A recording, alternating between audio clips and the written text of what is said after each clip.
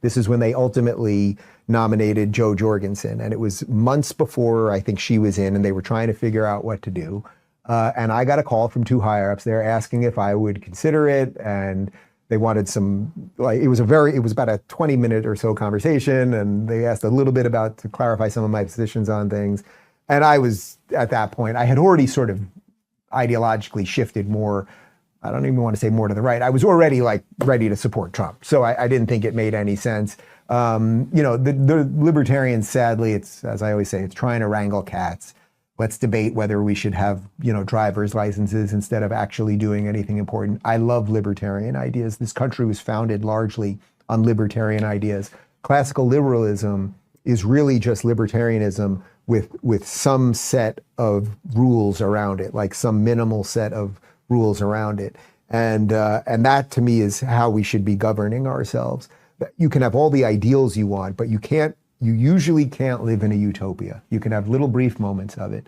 And libertarians largely live in a utopia. But then at some point the rubber meets the road. And I would say largely Trump, imperfectly, has been the most libertarian president that we've had in a long time. All right. That was a friend of the show, Dave Rubin, revealing that they were totally going to make him the libertarian candidate for president, but he didn't even want it. He said no. Because he understands that, the person who's really speaking to those people's issues is Donald Trump, which I think is true. I think we actually have a clip of Donald Trump expressing, a sort of core concern, because I think that the, fundamental libertarian idea is that, the state, that if anything can justify the state, it's defending people against aggression. And I think he's talking here about one of the most important and under-discussed kinds of aggression. And it must be because of MIT, my relationship to MIT, very smart. He goes, I say, what would happen if the boat sank from its weight and you're in the boat and you have this tremendously powerful battery and the battery's now underwater and there's a shark that's approximately 10 yards over there. By the way, a lot of shark attacks lately. Do you notice that? A lot of shark. I watched some guys justifying it today. Well, they weren't really that angry. They bit off the young lady's leg because of the fact that they were not hungry, but they misunderstood who she was. These people are crazy. He said there's no problem with sharks. They just didn't really understand a young woman swimming now really got decimated, and other people too, a lot of shark attacks. So I said, so there's a shark 10 yards away from the boat, 10 yards, or here. Do I get electrocuted? If the boat is sinking, water goes over the battery, the boat is sinking. Do I stay on top of the boat and get electrocuted? Or do I jump over by the shark and not get electrocuted? Because I will tell you, he didn't know the answer. He said, nobody's ever asked me that question. I said, I think it's a good question. I think there's a lot of electric current coming through that water. But you know what I'd do if there was a shark or you get electrocuted? I'll take electrocution every single time. I'm not getting near the shark. So we're going to end that. We're going to end it for boats. We're going to end it for trucks. The truck. I forgot about that clip. I love my favorite part of that is and the guy told me that's a great question. That's no one's ever thought of that before. You're a real outside the box thinker. Not to do a generational crime, but I don't know if you guys ever talked to an old boomer who everyone they meet just thought they were a genius expert on. I feel like I've met quite a few people where it's like, and you know what? I was talking to the guy at the Verizon store, and he was saying I was the best customer with the smartest questions that he ever had. They said I'm such a good father. I'm such a I'm raising you so well. Anyway, this is getting a little Freudian, but I've heard people talk like this. Is what I'm. Yeah. We've all talked to your dad. No. Yeah, that's what our Sunday meetings are. Is just talking to. Yeah. No, he's not like that. But yeah, it is familiar and much less scary when it's kind of just some guy down the block and not the libertarian hero, Donald Trump. I mean, what do you think of his bona fides, Ben? Trump's. What do you think of Rubin's claim? I mean, look, if libertarianism is all about a minimal state, then kidnapping people for crossing, borders without permission and separating children from their parents, is all, that's all fine, clearly. And, tearing up the Iran deal and assassinating Soleimani, good libertarian policies right there. I mean, I don't really understand this. It just seems like, to the extent that you can say that like Trump did something libertarian, it's just because he's a Republican. Like I don't. It's like, what did he do that was libertarian that like any Republican wouldn't do? Mm-hmm. Yeah. And then there's some of these like libertarian guys, like what's the guy's name? Dave Smith. I've been seeing him everywhere. Yes. He's kind of actually anti-war. I don't know everything about him, but he is kind of. He's like I debated Dave Smith twice back in 2019, 2020. He was on the show once. Yeah, very early episode. Yeah, that was like literally, it was like the second or third episode of the show. Was the second one of those debates. The first one was on his show, Part of the Problem. And it's like, look, I disagree with Dave about like probably 97% of domestic policy, right? But he's actually really good on stuff like Israel Palestine. Like he. I actually really enjoy watching him argue about that stuff. And like the thing that I've always given him credit for, I think I said this actually, when he came up, a couple times, right. That to him, right. That's like the thing that, again, I mean, man has many, many, many views that I don't like and don't agree with. Right. But like, but I will give him credit for being one of the few libertarians who actually seems to like get most worked up about the things about the state that are actually like morally really objectionable, right? That it's like it's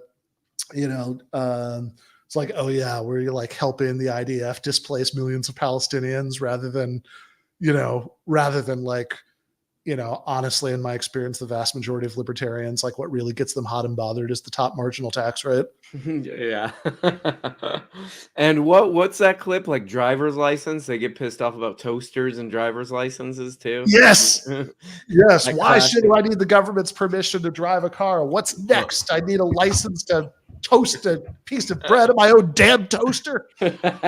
That's my favorite. Yeah. That's my favorite kind of libertarian. The guy who's just like, I'm pretty crazy, and I'm gonna just funnel that into libertarianism. That's my favorite kind. I like the guy who's like stripped off all of his clothes like while on stage at the Libertarian Party convention, and then just like walked off naked. Powerful statement. Yeah, I mean, real quick, I pulled up here. This is, I believe, the official Libertarian party website. Someone can correct me if I'm wrong, but it says libertarians believe that if someone is peaceful, they should be welcome to immigrate to the United States. Yeah, I mean, looking through this, doesn't look very Trumpian. Maybe he would argue they are not, they're not sending their best, they're not peaceful. But it says libertarians do not support classifying undocumented immigrants as criminals. Our current immigration system is an embarrassment. So I don't know. There might be some contradictions or some struggle sessions if Trump were to leave the Libertarian Party or get their nomination. I don't know. Yeah, I mean, look, on the surface, this seems like the least libertarian thing of all time, right? Like that you're taking people who are literally just trying to like non-violently move around from one place to another to like get a job or like escape bad conditions, and you're putting them in cages. So, I don't know. I would think that would be at least as bad as licensing requirements for operating a motor vehicle, but maybe not. Yeah. Yeah, I do. It is always really interesting to me, though, when people who are libertarians or think they're libertarians sort of like what will bring, like, just take that individualism flying out the window. Mm. And suddenly like the whole worldview is about like, good and bad, like ethnic hive minds, right? That it's like like the Mexicans in this case, right? So I actually have I think we have graphics for these. So do you guys remember Walter Block? Oh yeah, I think he was on. He debated Sam Cedar, right? He did, He's yeah. the one who said, "Hey, shut up." Oh my That's God, like- that's a classic clip right there. Yeah, he also he had, there was like a debate he did with Sam Cedar that was kind of a notorious train wreck, and he did he did come on this show very early on also. Was it the same episode as Dave? No, it was different episode. It was like months apart, but that would just be too much libertarianism for one episode. But that was the classic clip though, where in fact maybe an early sign of where it's going to go, that he was making like a sort of classical libertarian argument about minimum wages are bad because they lead to unemployment, and and he wanted to do the twist that's like OC, this is like, it's like the usual like conservative libertarian futility argument. OC, you're actually going to hurt the people you want to help, but he wanted to do the twist on it to show that it's particularly hurting black people, so they're libs. And his way of putting it involved using the phrase, "If I were the king of the black people, then I would, get rid of the minimum wage." So that, that clip. Man. So yeah, we have a 10. They might. Libertarians might not be the most socially intelligent people in the world. It seems often, but okay. Sorry, go ahead. Yeah. There are definitely some instances of that might not be. That might not actually be a way to build a lot of bridges that direction. But yeah, we'll see if we can dig that up for the post game. If I were the king of the black people, but he recently wrote an article for an online magazine called Merriam-West that is just kind of an amazing example, I think, of the individualism flying out the window and suddenly everything's ethnic hive minds. It's called "Yes to a Palestinian State, just not inside or right next to Israel." And in it he says, it's fine for there to be a Palestinian state, but because of Hamas and this and that, it can't be in the areas that Palestinians actually live right now. So he suggests, for example, the Palestinians relocate. He doesn't really say how voluntary he thinks this would or wouldn't be, to the Sinai Desert in Egypt, and which, by the way, if you glance at a map, is in fact right next to Israel, but and that there can be a Palestinian state there.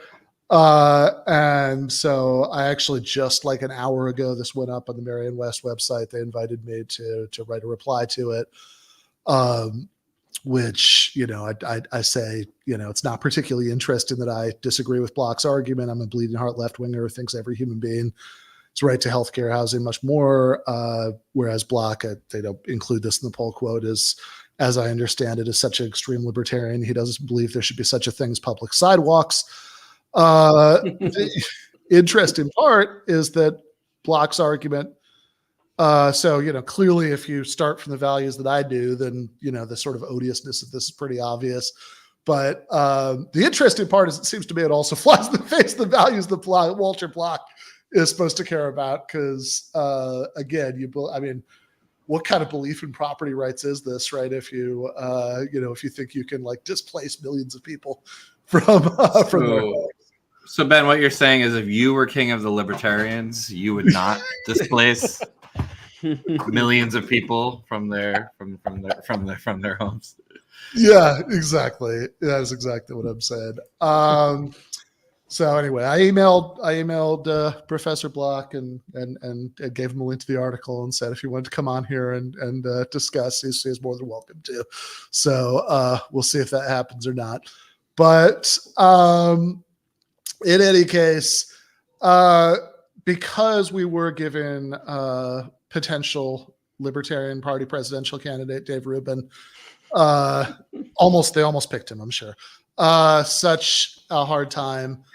I don't want to let Dave go here without giving the man credit where credit's due, because he has evolved. In fact, I think we have video evidence of him actually learning something.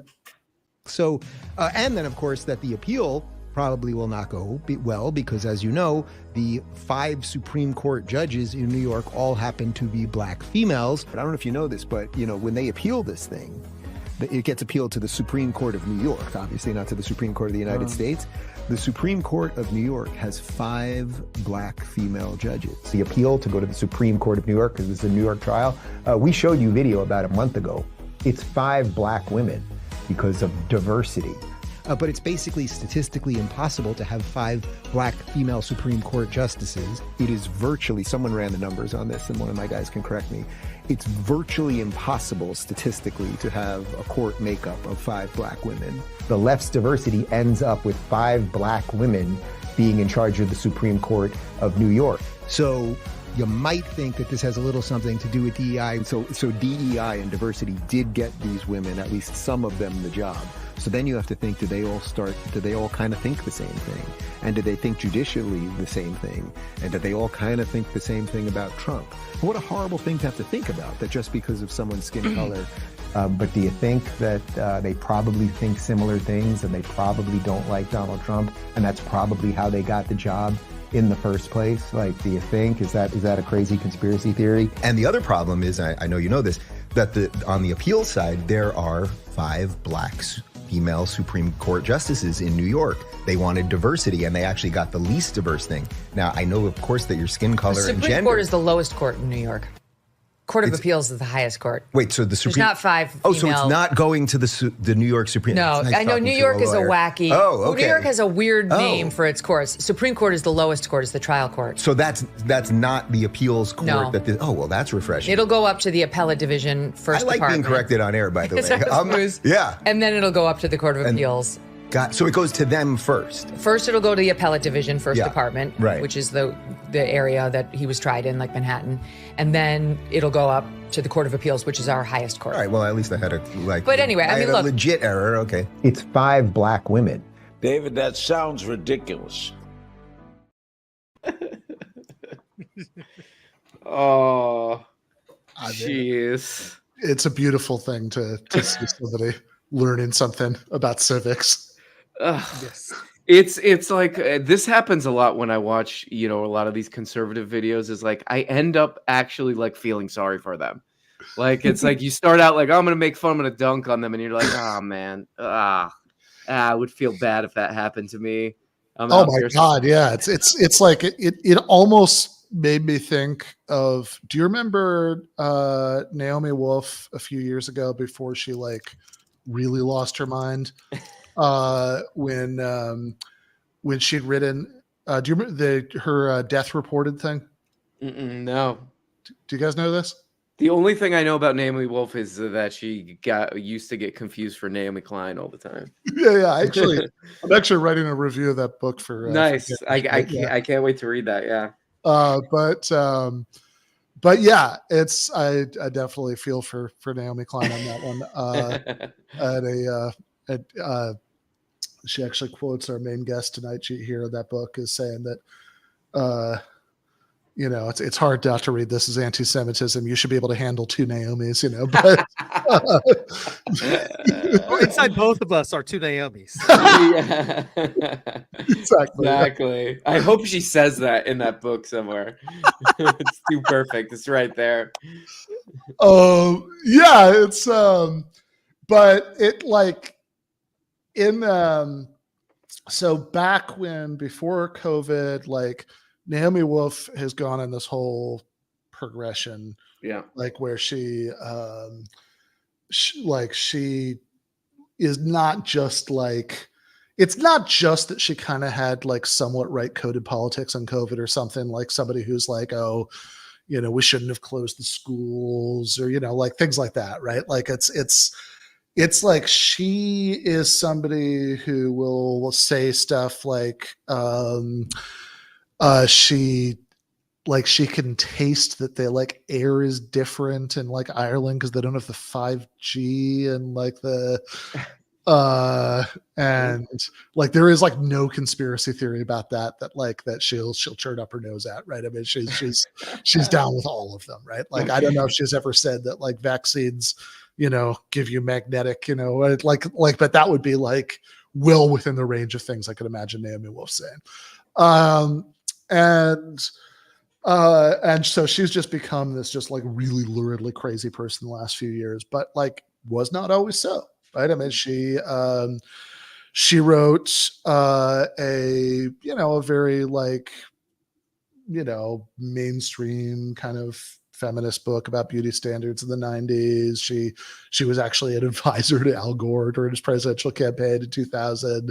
And like, I don't know, several years ago, 5 years ago, something like that, she wrote this book that was about the history of like British like laws about homosexuality and stuff. And she found out on air, like while she was being interviewed about it, that there's this like really crucial thing in the book where she was just like misinterpreting this old timey British legal phrase that like it would say like death reported, and she took that to mean the person had been executed. And it like literally meant the opposite of that was like they were gonna excuse it. And it's like, there's a reason I didn't ask. I knew I was going to bring this up. We talked about Dave Rubin. There's a reason I didn't ask for the clip of it. I can't watch it again because it's actually painful to watch because like, oh my God, I actually feel awful for crazy ass Naomi. Because like she wrote this book and like she's finding out literally she's been interviewed on the radio about it that like there's a sort of like big factual premise that's just like, she just misread what it said in the records. Oh, geez. It's like a public, just a totally public, like failure or something. I mean, I mean, it is hard to feel sorry for Dave Rubin with anything, but just for it to be that public is, it's hard not to feel for him. It's hard. It's hard not to be like, man, I know I've felt publicly embarrassed before, and you know what I mean. But it's Dave Rubin at the same time. Yeah, well, I'm trying to investigate where he got this claim too, because if you actually look into, I think there are multiple Supreme Courts in New York because it's not the same thing. But the district, there's 23 judges on the Supreme Court in New York, and 5 of them happen to be Black women. Oh, so it's like a game of telephone. It's like, because he was claiming they're all Black women, but that is definitely what he was making it sound like, that this is like under New York judicial rules, like Trump appeal will be heard by the Council of Black Women. Yeah, which I wouldn't have a huge problem with that, but if that were the case. But it sounds like it was also like not even statistically representative, maybe, of the Black population of New York City. That's not even that crazy a number. I mean, like that's like I mean, it's almost. I mean, that's less than a quarter of the population of the court is Black women. Which, so I don't know where maybe it's like some producer gave him, or maybe he it's probably not a producer. It's probably I'm sure he heard the phrase. He hired Jimmy Dore's producer. When Jimmy had to fire his ass for because that producer was definitely totally at fault. For all the things. Which, by the way, I wasn't even planning on talking about this, but since he's already been invoked. I saw a Jimmy Dore tweet yesterday that just, it's a small thing in the history of this guy's antics, but it's kind of amazing. So do you guys see over the weekend, there was all this play in like right-wing spaces about something called the American College of Pediatrics, like coming out with this like anti-gender transition thing. Like all these guys were like tweeting up a storm about this. And okay, so it's a whole thing. If you were following a bunch of right wingers on Twitter, you would get the impression that this was like a major, like this was like a earth shattering event, right? In youth medicine, that they'd like come out with this thing. And Jimmy Dore, bought it, right? He says, here, I've got the tweet. So you can see the doctor in, the white lab coat delivering the announcement. And he says, I'm sure these doctors were all just phobic haters. It's the American College of Pediatrics, not to be accused with the association, which is the actual professional organization, is a tiny fringe right-wing organization. I think has 700 members total. That I think I saw they'd actually split off from the actual professional association many years ago, because the professional association had said that adoption by gay people was fine, and they objected to that. So they're it's a right-wing organization that's restating a position they've held forever, but they're calling it an announcement, and they wore white lab coats to give it. And it's I don't know, man. It's whatever you think about, what the policy should be or whatever. It's just this is Dore is always saying, he's always doing all this self-deprecating stuff about how dumb he is, right? Oh, I'm just a pothead comedian and I can see it, right? It's I don't know. At a certain point, you got to be yeah, this guy actually seems pretty dumb. Maybe you shouldn't listen to him. Maybe I should take his advice. He's kind of dumb. Yeah. I mean, I don't know. Yeah. It's, I wonder what people get out of that. It's sort of I don't know. People have said this about Joe Rogan too, that it's well, this guy doesn't really know what he's talking about. I don't know. Do people just listen to stuff like Jimmy Dore because they like his presentation or something? That's a lot of it. Yeah. Right. Which is also, I've got to say, it's also part of why I never look, I'll obviously cop to my bias here. Right.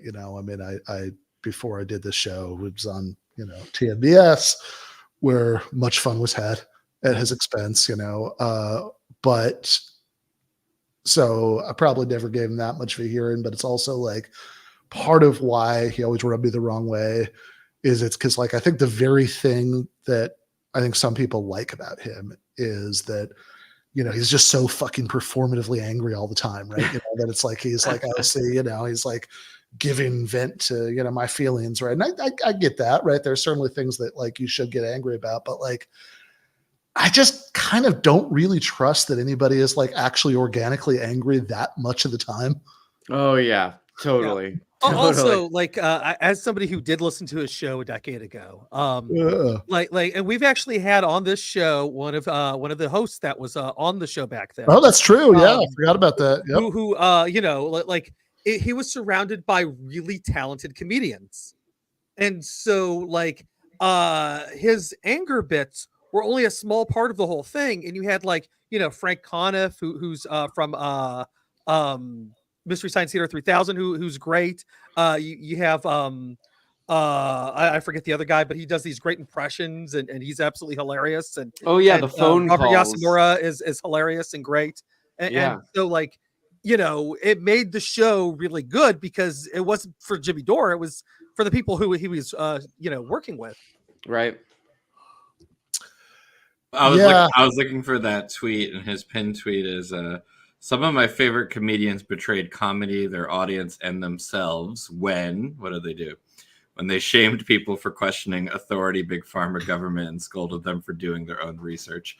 I just like that he's saying they betrayed comedy, the concept of comedy by supporting the vaccine.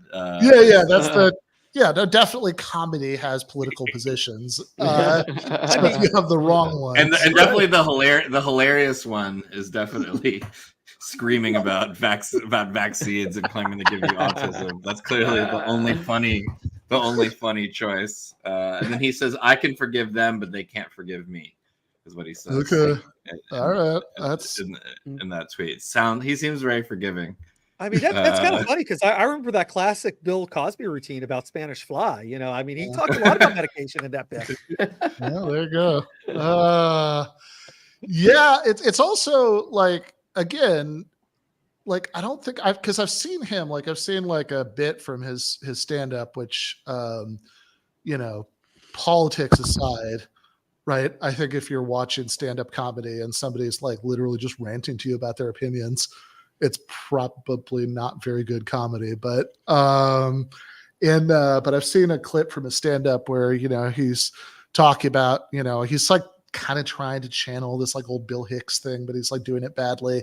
And he's talking about, you know, that phrase, do your own research, and how crazy it is that people made that sound like a bad thing or whatever. It's like, I don't really think he's getting the point, right? Like, this is like, it's like, yeah, nobody's literally against doing your own research. Like, people make fun of the phrase, do your own research, right? Because like what that means in practice is like, you know, do a couple of Google searches until you can like find something you can glance through that confirms what you already want to believe. Right? Like, that, you know, watch 3 videos on YouTube and, you know, decide that, like, you know, that's like what research, you know, like this is, I remember Slavoj Žižek, right, when he was on, you know, like kind of during the height of COVID, making this point, right? He said like this Slovenian version of that phrase is like, think with your own brain or something like that. And he said, and, you know, he was like, look, I'd love it if people did their own research, like, but I don't, you know, most people are not going to do their own like epidemiological, like field research, right? I mean, they're, you know, that's not what they mean, right? Like, and again, I don't, you know, I'm not even saying this from the perspective of being like, you know, super invested in everything that anybody on his end ever said is like wrong about this stuff, right? It's like, I don't know. Like I think a lot of the, you know, COVID stuff, people are like trying to like model things that have just happened very quickly. There are things that were wrong, you know, I'm not, you know, sorry, lab leak. I have no idea, right? Like all that stuff, right? Like I'm not like coming at this from the perspective of like some sort of like hyper partisan on the other end of it perspective. But it's just like, again, I don't know. He seems like a dumb guy. I think he has dumb opinions. Totally. Yeah. I mean, yeah. To your point, Ben. Like, I think, like I read an article about, you know, how maybe it was a lab leak in the New York Times, and how Fauci actually did help. I don't know if personally, but somehow he was involved in the effort to fund some of these labs that were maybe doing risky research. You know what I mean? But it's just kind of like the idiotic critiques of Fauci makes it very difficult to even understand like what the real ones might be, you know, like most public officials probably are worthy of critique in some way, but it's just like, you know, it's very easy for like the like you said, the hyper partisans and the, you know, COVID obsessives, like people who are still obsessed, right, with like like saying Fauci is like, you know, the next I don't even know saint or whatever, that he made 0 mistakes, you know, which maybe he did, maybe he didn't. I don't really care. He's not like my personal hero, but it you know, these people who are just like make everything into this like crazy conspiracy is it makes it very difficult to even figure out the truth on that end, you know, or like want to even listen to legit critiques, which I'm sure there are. Like, no, totally. I mean, look, Sam Adler-Bell was a guest on this show back in like 2021 or something, and he to talk about an article that he wrote criticizing Fauci, right? I mean, it wasn't really criticizing him for the same reasons, but like, you know, he was criticizing him, and we did interview him on the show about it, right? Like, you know, the issue, but it's like, yeah, I don't know. It's just like, this is the, you know, there's so many of these guys. Well, I mean, like that Dore tweet the pinned tweet you just read. It's like, you know, it's they're settled on this very specific narrative, and if you don't completely buy into it, you know, you're just like a pawn of like big pharma, right? And it's like it always also just really seems to misunderstand to me like why the left dislikes big pharma, right? It's not typically that we don't think their products work, right? Like it's that we object to the way they're distributed, right? That like we don't want people to be charged for them. Yeah. Well, it's interesting. That's where the libertarian thing seems kind of, I don't know, it runs into problems because it's like you're against big pharma, but it's also like, I don't know, you like the idea that like every gas station you go into, you could get like a Monster Energy drink, and you're drinking those, and you're, you know, I mean, unless you're totally like a raw food person, you're putting stuff into your body that's, you know, I mean, extremely questionable. So it seems very selective is all I'm saying. Yeah. It's in a very tribal way, I guess. No, totally. Yeah. You shouldn't, you shouldn't use medicine that's manufactured by giant corporations, but the Monster Energy drink manufactured by giant corporation is totally fine. Totally cool. And we need like 8 different varieties of it too. That's freedom, you know? Yeah. I mean, you were talking about why people like these kind of guys, RM. I feel like, I mean, obviously this is part of the appeal, but I'm thinking of like things you should look out for if you're like watching your favorite political commentator. I feel like if they divide the world and people into like our side, and everyone who deviates from our side, even the littlest bit, is in the pocket of some big shadowy force. And there's leftists. I mean, I guess he nominally started on the left, but plenty of leftists do this too. Do you know what I mean? Sure. Like the second that you're deviating at all, you're I don't even know what you are, Biden supporter or and like a capitalist or whatever it is. Which sometimes those are fair critiques, but I mean, it's like if you have such a stark worldview of friends and enemies, I feel like that's just kind of like a red flag for anyone in politics. I mean, you know, we do have real enemies, but especially when it's just like, you know, these issues. You have real enemies for the most part, and like, and don't get me wrong, I mean, right, there are people who, you know, there are people who are like, you know, I don't know, somebody's like a Nazi, right? They're obviously my enemy, right? But like, also, you know, in my experience, most people are not Nazis. You know, it's just, even sometimes people who are bad aren't Nazis. And, you know, I would say that for the most part, yeah, I mean, we're real enemies, but those are people who are enemies because they're, you know, for structural reasons, right? Like, they benefit from the current system and want to keep it going, right? Like but it's not, you know, it's not that the problem is not that they have bad souls, right? You know, the problem is that, you know, we have a system that gives them bad incentives. Totally. And I think like it does seem a lot of this stuff does seem manufactured. Like, I'm sure you heard about I did a video about it today, the Breonna Joy Gray firing from the Hill thing. And I think if you showed most people that full video, they would get it. They would be like, you know, that doesn't seem like a fireable offense. She got annoyed because the lady made it personal. And, you know, Breonna Joy Gray was I thought, you know, if you watch the whole 20-minute video, she was sympathetic to the lady, even though she might disagree with her on all the, you know, bigger political situation. I mean, obviously, but I don't think like if you showed somebody that video, most people would agree on it, right? But what I noticed about that video is that more people were watching the commentary on the video than that video itself.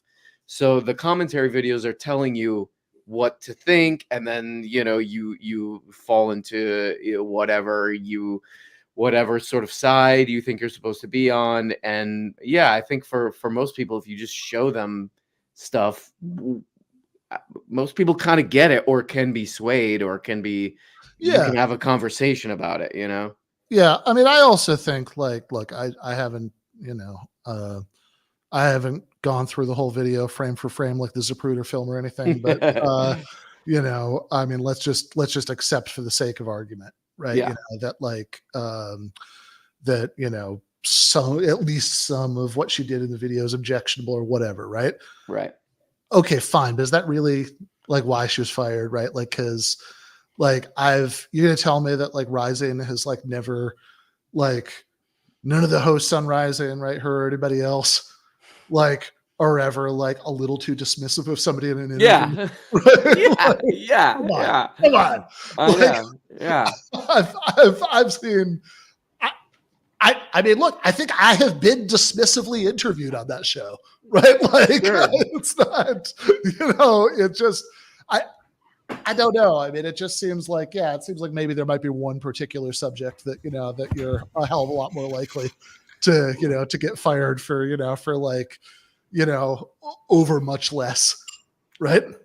Like that seems like what's going on there. And I'm somebody who famously has not always seen eye to eye with this woman, right? You know, as someone who was ready to be, you know, say that maybe she was wrong, Brianna, just from my like own personal like Ben says, I'm on see eye to eye is I saw Emma Vigeland use that phrase too. I haven't seen eye to eye with Brianna Joy Gray at all times. Luckily, I was introduced to this topic from the ravings of Namiki Konst, who was I think I'm saying it, who said that she really implying that Brianna is like a plant. Like a foreign. I think she also implied that she used the phrase foreign adversaries. These are the talking points. Whoa, foreign adversaries. Yeah, and also spy.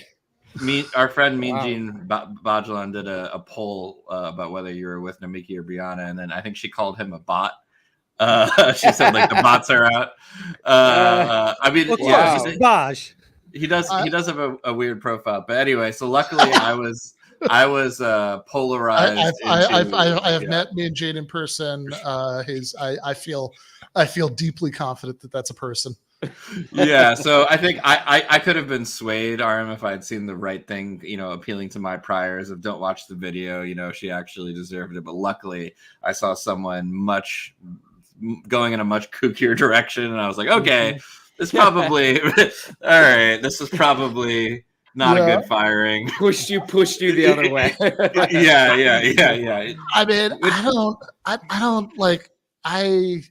I don't know. I feel bad, right? Because it's like I have you know, I always liked, you know, I always liked Nomiki, which feels like a funny thing to say. It feels like the end of Godfather, right? Tell Mike, yeah, I always liked him, you know. It was like, but truly, right? Like I always did, but like, but then yeah, she when she ran for whatever it was, state representative, right? They and you know, she was running against Kristen Gonzalez, who was like the person who'd been endorsed by like DSA and Working Families Party and all this stuff. And it sort of seemed like, well, there's no way Nobiki's going to win. She could, you know, but like I mean, this ended up being a non-issue, but it's like, it seems like, okay, the best case scenario is that she spoils it and lets in, you know, the centrist, and like also just, you know, it kind of seemed like sort of peak podcaster bad behavior to me, that like you're sort of trying to parachute in on your like whatever kind of like profile you've gotten through media stuff, and like actually get in the way of things that like organizers on the ground are doing, right? So like I kind of said that on air. I think I even said it in a pretty gentle way. And you know, I think that burned that bridge forever. But like, yeah, she's gotten on some really weird stuff. I mean, like this is like accusing people of being spies, really. Like that's what that means, right? I mean, like it's like, oh, I noticed is repeating the talking points of our foreign adversaries. That's the Louise. What's her name? Louise Mensch. Man, I miss her. Yeah. Is that her name? The one who said, my sources report. I take no pleasure in reporting that Steve Bannon is getting the death penalty. I guess it just at a certain point you start. But for podcast listeners, we pulled up. Mean Gene says this is beyond parody. Nomiki says about Gene's poll, love that the bots are doing manufactured polls. So she was losing the poll. Yes, stop the count. If she won, you know, it would have been manufactured. I am gonna use that. If anybody does a poll that like paints me in a bad light, I'll be like, "Here we go, another fake poll from the bot." One of these. It's an AI. It's an AI poll. Good God. Well, the transition from all this podcaster shit to talking about capital has not been invented, but I did want to I did want to play this. So I've been teaching this capital class We just got through chapter 3, which in my experience, the vast majority of time that people try to read that book on their own, They drop off during that time. that's when they drop Right. off, right? Yeah. Because it's a long chapter. It's pretty technical. Mhm. I mean, it really does get way better very soon after that. But that's about where people drop off. So if anybody has had that experience, you want to rejoin, right? Then I go over to the Patreon and do that. But we did the class yesterday, but I had to cancel a week before because I was moving my stuff down to Rosarito for the summer. So staying here for a few months over the summer while I'm not teaching classes in person. And so I did this like little Q&A video to sort of hold people off until we could do the next real one. And there was a question that I thought was like an interesting question. It kind of got into like a lot of the bigger things going on in that book. And so I know we're running pretty late. We're going to do a real short post game tonight, but I did think it kind of works as a standalone thing, right? So I thought we could play that before we go to the main interview. Definitely not least, Eric asks, people often say that the later Marx of capital switched away from the humanistic concerns of the early Marx. For example, they'll say later Marx shows little to no interest in alienation. However, it seems to me that commodity fetishism presupposes that people are alienated from the products of their labor. If people are not alienated from them, how could the products take on their fetishistic appearance? And so, if we think that the Marx of capital continue to believe with the Marx of the 1844 manuscripts that alienation from the products of labor is a consequence of the most fundamental form of alienation, i.e. alienation from our laboring activity, then, though this is admittedly more of a leap, commodity fetishism presupposes this fundamental form of alienation too, and thus the many alienation relations the early Marx thought it generated. My question is, does this sound right to you? Does commodity fetishism presuppose minimal alienation from the products of our labor and perhaps as much as alienation from our labor and activity? And if so, why do you think alienation seems to play no serious role in capital? Is it because, as some, e.g. Wood, think alienation is fundamentally a descriptive notion for Marx, not an explanatory one, and capital is in the business of doing explanatory work? Okay, really glad you asked this question, and also that you asked again when I misplaced the original email. Because first, it's one I do have a really specific take on, developed a few years ago when I was co-teaching my buddy cop Marx class with Thaddeus Russell, a Marxist and an anti-Marxist team up to teach a class on Marx. And second, because I actually think it's really important, I do think late Marx, capital writing Marx, is very much in tune with the humanistic concerns of 1844 manuscripts Marx. And though there are probably interesting connections to be made with commodity fetishism, I haven't thought about this quite enough to know that I have something useful to add to what you said on that part. I don't even think you need to go there to see the connection. 1844 Marx primarily talks about alienation in terms of time. The time you're at work as a proletarian, or even the time that the capitalist is forced by his set of structural incentives to, hustle constantly to make his daily bread, isn't theirs in the way that the time you spend doing things that are personally meaningful to you or yours, even if they're the same task. Like, think about a retired restaurant cook who makes, spends his days making elaborate meals for his family because he takes joy in it. That's his time, right? There's a passage I've always loved in the 1844 manuscripts. This is not a deep cut. Anybody who's read them will remember, where he talks about economic imperatives turning humans into machines. And he says, quote, thus political economy, despite its worldly and voluptuous appearance, is a true moral science, the most moral of all the sciences. Self-renunciation, the renunciation of life and of all human needs, is its principal thesis. The less you eat, drink, and buy books, the less you go to the theater, the dance hall, the public house, the less you think, love, theorize, sing, paint, fence, etc., the more you save, the greater becomes your treasure, which neither moth nor rust will devour, your capital. The less you are, the less you express your own life, the more you have. I.e., the greater is your alienated life, the greater is the store of your estranged being. And that feels so heartfelt to me. Marx was 26 years old in 1844.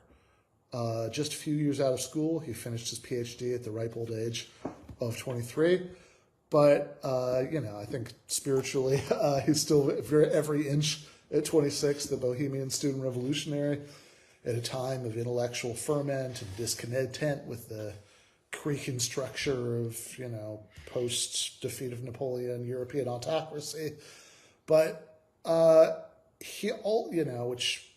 last, right, Congress of Vienna up till the 1848 revolutions in its sort of original form and in some ways to World War I later.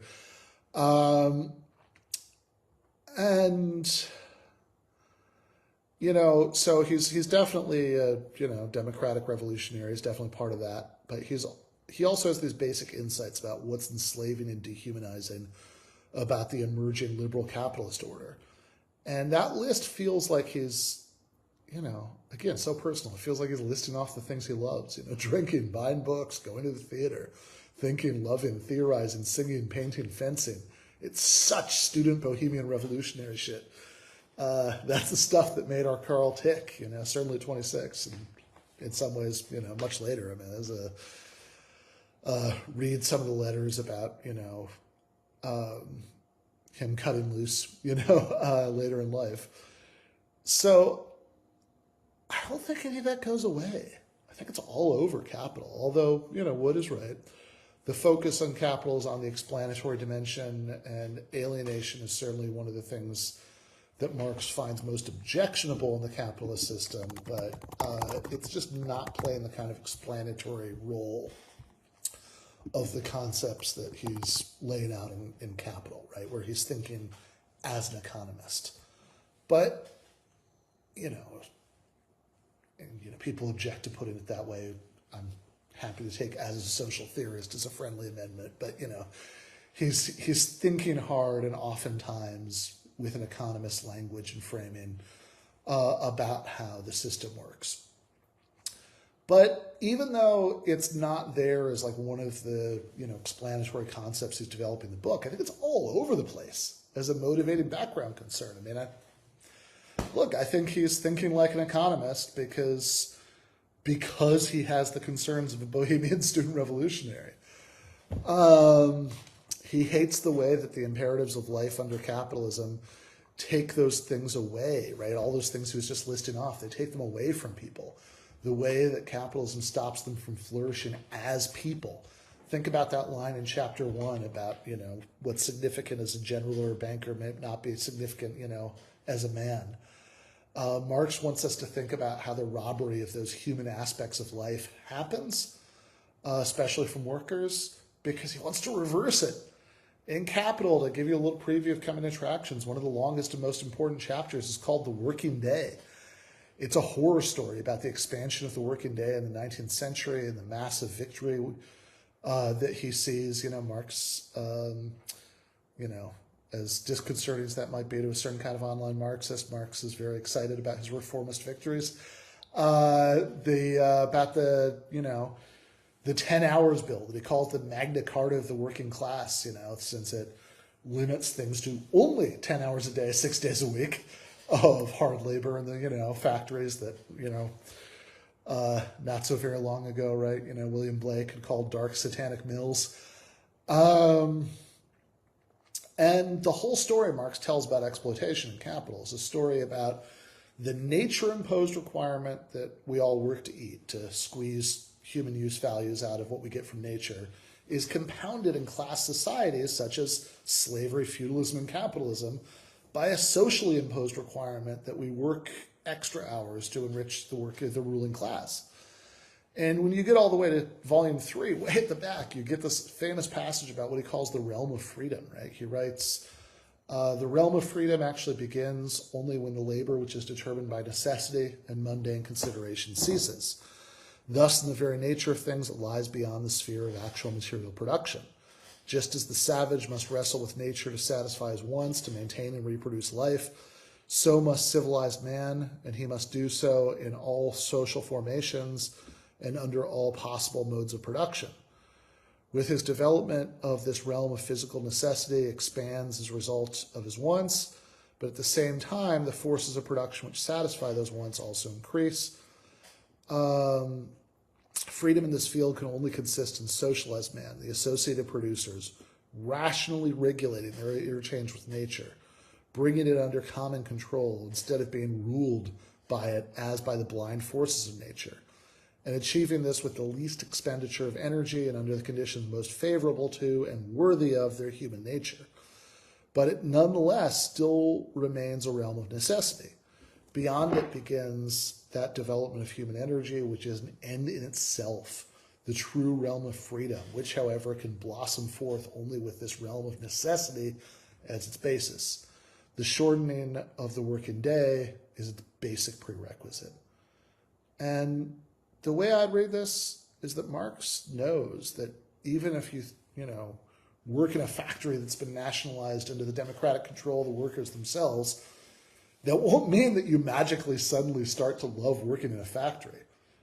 But under those circumstances, workers can choose collectively and democratically to translate advances in efficiency and automation, not necessarily to greater consumption if they get to a level they're happy with, but to shorter and shorter working days at the same level of consumption. And that gives you more time for books and the theater and fencing and drinking, everything else in 26-year-old Marx's list from 1844. And that, to me, is the entire point of Capital. And I'll leave it there for today. All right. So yeah, want to join on chapter 4. It's patreon.com/Ben Burgis. You can find the sign up link. But thought that would be a good teaser for some of what we talked about so far. But in any case, this is so the main event for tonight is actually something I had to pre-record a couple of hours ago with Jeet Heer. I believe Jeet is on childcare duty tonight, and so he couldn't join us live. But really excited to be able to share this conversation. It's a really fun one. It's so about Marty Peretz, who was the publisher for many years of the New Republic, and which so the man's political preferences unfortunately explain a lot about America in those decades, and Jeet is reviewed for The Nation Peretz's memoir, The Controversialist, which he calls the Lolita of neoliberalism, which ends up making sense in context. So it's a very fun conversation. So this is going to take us until like most of the way through when we would be normally doing a post game. So we're just going to do like a half-hour post game tonight, but we are going to do one for patrons after this is over. But right now, let's watch Jeet. All right. Well, I am now joined by first-time GTA guest Jeet Heer. How are you doing? I'm doing well. Good. So I asked you to come on because you written this article for The Nation, Friends and Enemies, Marty Peretz and the Travails of American Liberalism, which is a review of this book, The Controversialist, Arguments with Everyone, Left, Right, and Center, by the man himself. And it's a very it's a very funny article. It's a very it's kind of a fascinating view about this guy. And I know a lot of people probably are watching aren't really particularly familiar with with who Peretz is. It's been like his heyday was a while ago, but one of the sort of things you point out here that might be one way into this is that you say near the beginning of the article, for better and often worse, Peretz has been a force in American life for decades. And his story is not just of one man, but of a politics and an elite that has never quite been able to come to terms with its culpability for triggering the ever-widening crises of the 21st century. And you also point out that like the sort of list of this guy's proteges is sort of a rogues gallery of people who everybody watching most definitely does know about, right? Al Gore, Anthony Blinken, Jim Cramer. That was No. Yeah. No, and to sort of establish it, I mean, he was the publisher of the New Republic, like a sort of standard flagship magazine of American, I would say, technocratic liberalism since its founding in 1914. But he was the publisher from like basically 1974 till around 2011. There's a little bit of hiccups towards the end because he had to sell off the magazine. But beyond that, he was also a lecturer at Harvard, and he had kind of created this amazing network. And I think that's perhaps the best way to understand it, that he created a kind of neoliberal network that had a node in Harvard, which is where he would meet a lot of undergraduates, especially, I would say, young male undergraduates, and sort of nurture, or maybe more provocatively groom them into political careers and journalism. And they would some of them would work for the New Republic, and some he would encourage to go into politics, and some he encouraged to go into Wall Street. And the list of people that he was involved with or knew is like really remarkable. You mentioned, I mean, Al Gore would be obviously a name that kind of stands out there. But in the current administration in Washington, he had been a mentor to Anthony Blinken, had been a mentor to Merrick Garland. On Wall Street, he had been a mentor to Michael Milken, to actually quite a few kind of scoundrels in Ivan Boyski, who had been convicted of insider trading, to Michael Steinhardt. He had been very close to Henry Kissinger, very close to Larry Summers, very close to Lloyd Blankfein.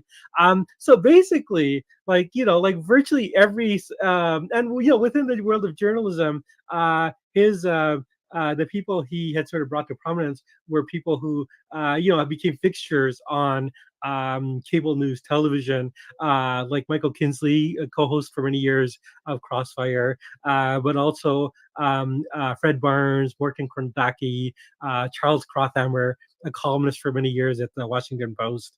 And I think a name that's still very relevant is Andrew Sullivan, who had been an editor there. So this is a kind of very remarkable network that had interconnections between Wall Street, Washington, and Harvard, and he was for many years the center of it. And maybe the ideological commonality, I wouldn't say this of everyone he knew, but I'd say quite a few people. These are bad people. These are people whose main project was to push the Democratic Party to the right, and in that capacity, pushed many of the really terrible programs, of the sort of neoliberal turn that started in the 70s, around the time that he took over the New Republic. More arms buildup, paring back the welfare state, the emphasis on policing and the need to police the mass incarceration state, as well as many wars. I mean, supporting in the 1980s the funding of the Contras, who were death squads that wreaked havoc in Nicaragua, going up to the Iraq War, and it is quite the career. And perhaps to give a feeling for this, I will say that there's a remarkable passage in the very early parts of the book where he's talking about the year 2011, when he was supposed to be honored at Harvard University. His I'd say it's 2010. His former students had raised a lot of money to create a sort of fellowship in his name, but then he in the New Republic wrote something quite racist, saying like frankly, Muslim life is cheap, most notably to Muslims. And he asked, whether I need to honor these people, meaning Muslims, and pretend that they are worthy of the privileges of the First Amendment, when I have in my guts the sense that they will abuse the privileges of the First Amendment. And this caused a backlash among Harvard students. Like, why are we taking money to honor this guy? And so this is like Peretz's account of that moment. 2010. The invasion of Iraq, which I backed, is a disaster. The financial system that my friends helped build has crashed. My wife and I are divorced. The New Republic is sold after I feared going bust. And here I am in my white suit, walking across Harvard Yard, surrounded by students, yelling, "Harvard, Harvard, shame on you," honoring a racist fool. The racist fool is apparently me. It's a sodden coda, one that I can't quite grasp or believe. And I believe I've been told that there's actually footage of this scene of Peretz at that protest, and I would encourage someone to make a clip of that and put on the Curb Your Enthusiasm music. Like this moment, like, wait a minute, am I the racist fool? And I think the book gives ample documentation that he is, that he like, aside from racism, also a militarist fool, also an elitist, reactionary fool, but one who has had enormous influence and was defended like by many liberals, was basically until the moment that he lost his the money that he had, which is also, we will get into this, but that's an important part of the story, which is basically his wife's money. And so this is a figure which in an amazing run of good luck was not the first wife with a lot of money. No. He so basically, but so he was like, when he was being honored at Harvard, it was like people like Al Gore and the very famous philosopher Michael Walzer, who is considered, not by me, but by other people, like a kind of expert on just war theory. And many other people were there honoring this man and saying, like, he is worthy of being honored. And to their credit, and this is actually a kind of precursor to many of the struggles we're seeing in academia now, the students wouldn't have that.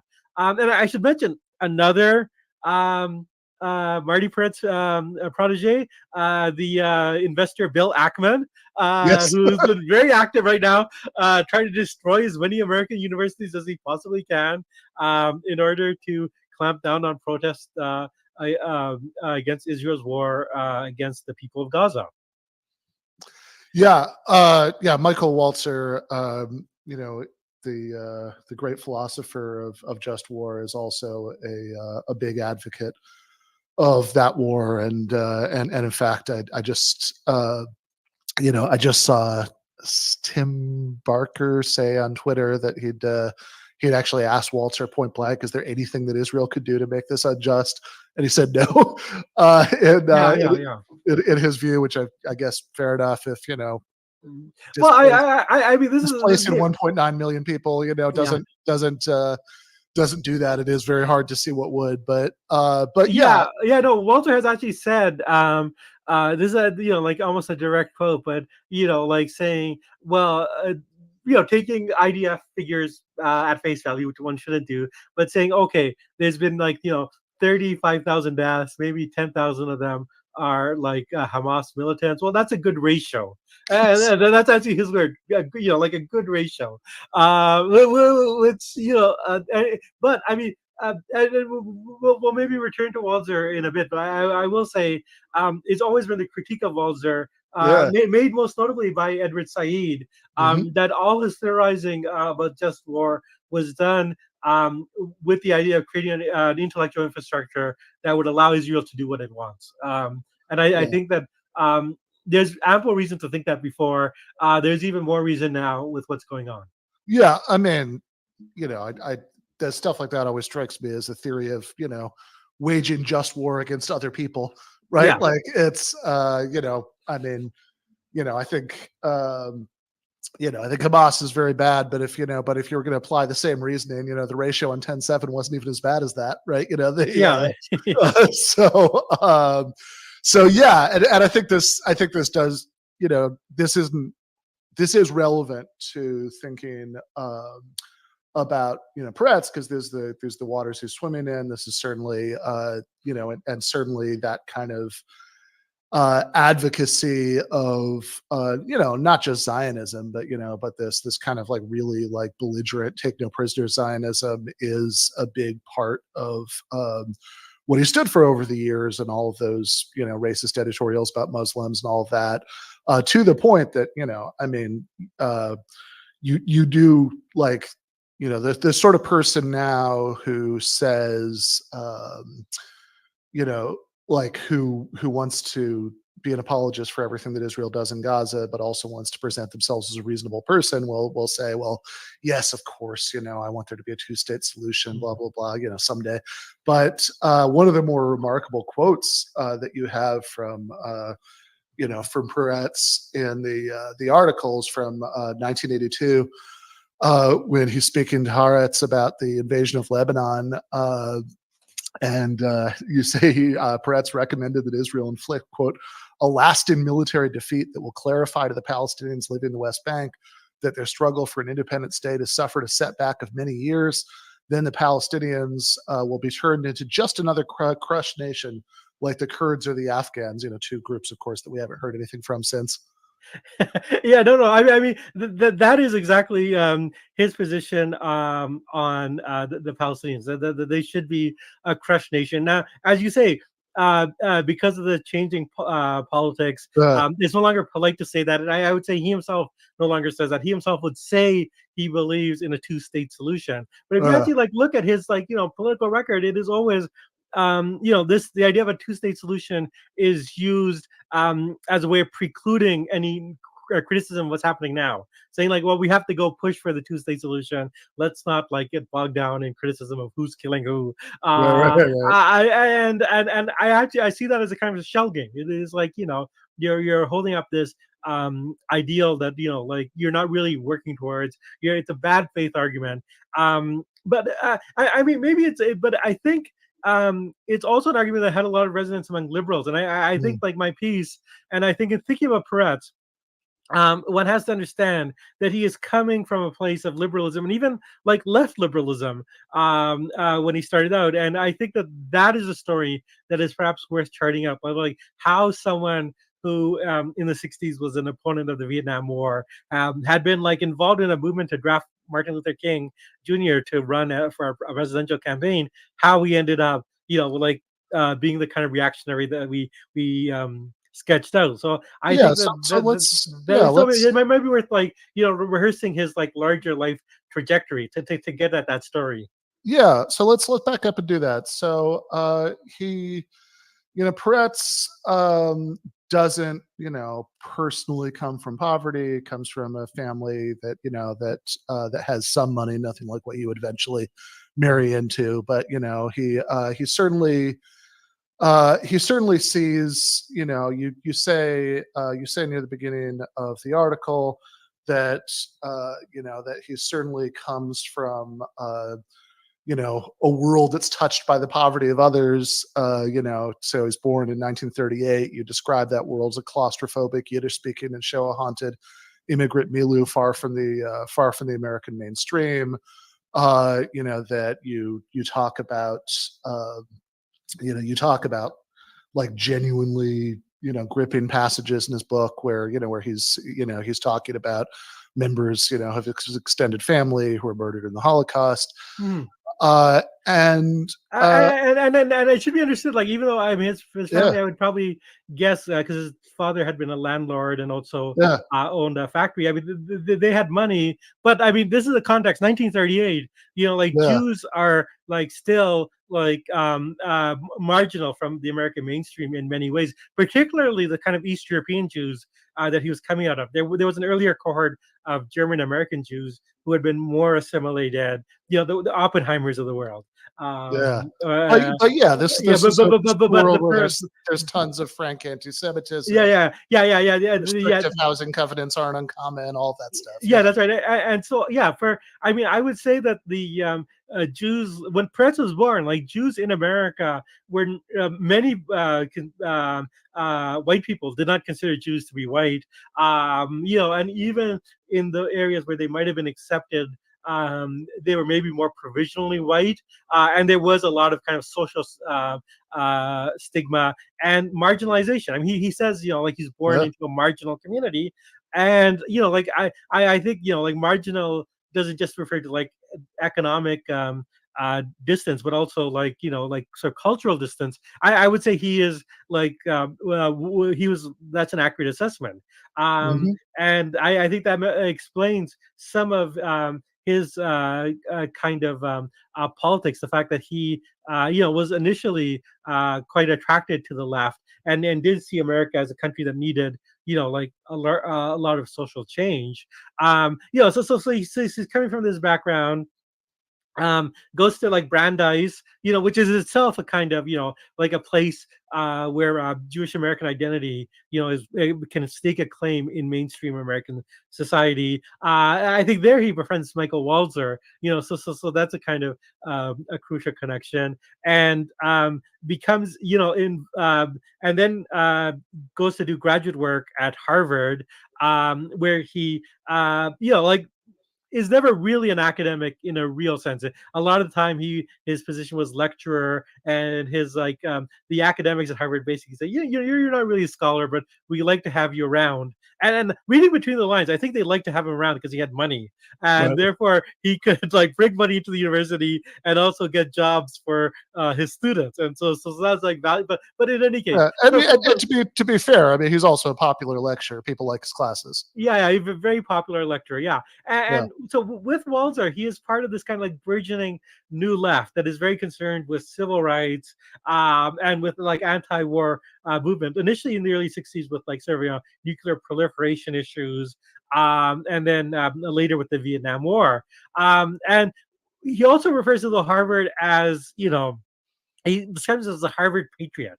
And Harvard is very special to him, and it is, if one sees it as a story of assimilation, it is where he, this child of this marginal community, really gets into the gates are open for the American elite, and this happens through his two marriages, one of which is very brief, but to a woman who is wealthier than he is, whose family has citrus money from Miami, and it is very good at socializing and really introduces him to the world of parties, where he starts throwing parties where people like the famous columnist Max Lerner or the actress Shelley Winters show up, and it really shows him the power that can come from being a socialite, being able to bring people together. And then later, that marriage doesn't last very long. And it's actually while he was married to his first wife that he meets Anne Devereux LeBois Farnsworth, who is not just wealthy. It's a great string of names, yes. Yeah, but and a very wasp name, right?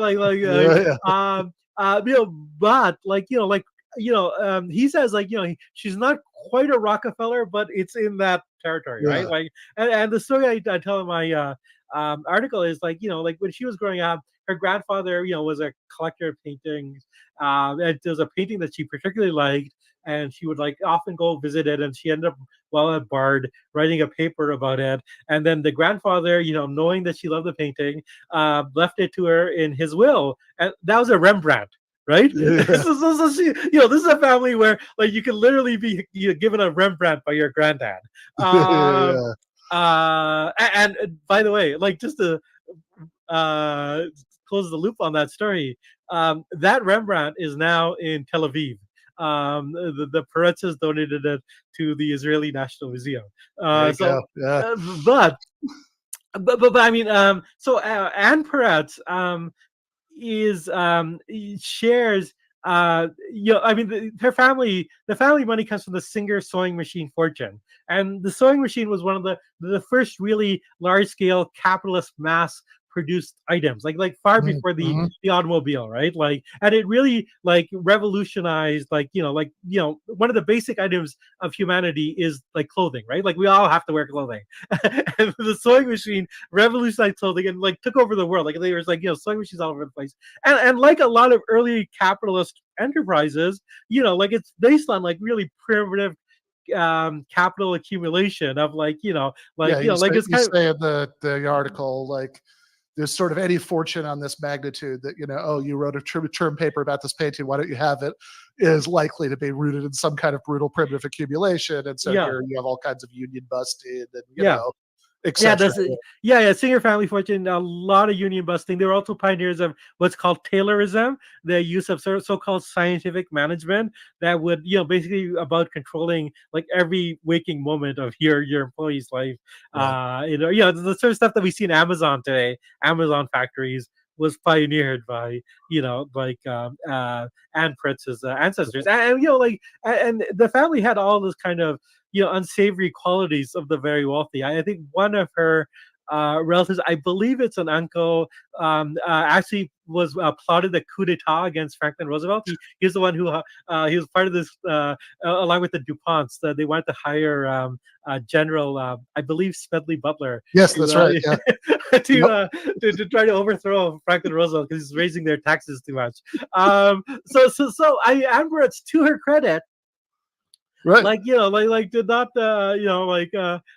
felt guilt about that aspect of her heritage, and Peretz, coming out of the New Left, seemed like someone who could they could work with. You say that, you quote Peretz saying that she felt like there was money like raining down on her all the time. And she didn't know what to do with it, and of course he had lots of ideas about what to do with it, which were initially pretty beneficial, right? Like that, No. Various kinds of like left liberal causes. You mentioned earlier that in 1967, right? So this would have been for the 68 election, right? They wanted to draft Dr. King to run as a third party candidate, and then actually, I guess I did want to dig into this a little bit, because in the article, you sort of say that the conference that got together to promote this, the New Politics Conference, you sort of say it went badly. This was a big turning point, but I think maybe in that context you didn't have the space to like get into it that much.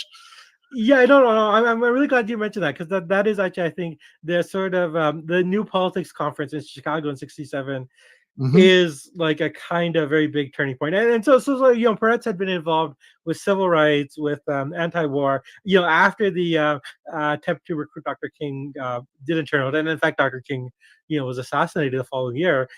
He and Anne Peretz were the largest single donors to Eugene McCarthy's insurgent campaign to unseat Lyndon Johnson and run on an anti-war politics. He also gave a lot of money to Ramparts magazine, which was quite a left-wing magazine. Most notable at the time, they were the ones who basically broke a very important story about the CIA funding all sorts of cultural institutions. They were coming out of the left. This New Politics Conference is now, I mean, the idea was that they were going to bring in various disparate elements of the New Left and get them behind Dr. King, and I believe they wanted Benjamin Spock, Dr. Spock, to be the vice presidential candidate. The conference turned very ugly, very bad. Now, Peretz alleges that a lot of the New Left people were anti-Semites.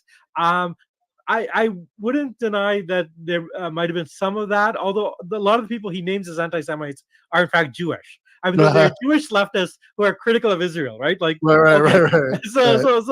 I mean, look, as always, right? I mean, it's a little bit complicated because it's like, look, nobody needs to convince me that like anti-Semitism is a thing that exists in the world, and it would, and it's like statistically impossible for it not to manifest itself on the left. But like also like this is just something that you cannot talk about without just confronting this like crazy sea of false positives. Yeah, no, absolutely. I mean, I'm absolutely. I mean, if you look at all the people he, labels as like anti-Semites or Jew haters, or often he calls them self-hating Jews because a lot of them are Jews, and it is basically a divide between, the old internationalist left-wing Jews who want to apply to Israel the same standards that they apply to like any other country, versus Jewish nationalists, of which Peretz was, one.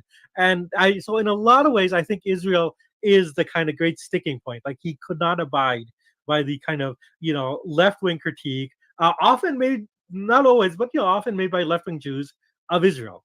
Yeah. Okay. And I mean, this also makes sense for 1967, right? I mean, because just in terms of like the sort of larger, in the, from like, look, I mean, when Israel's founded, it's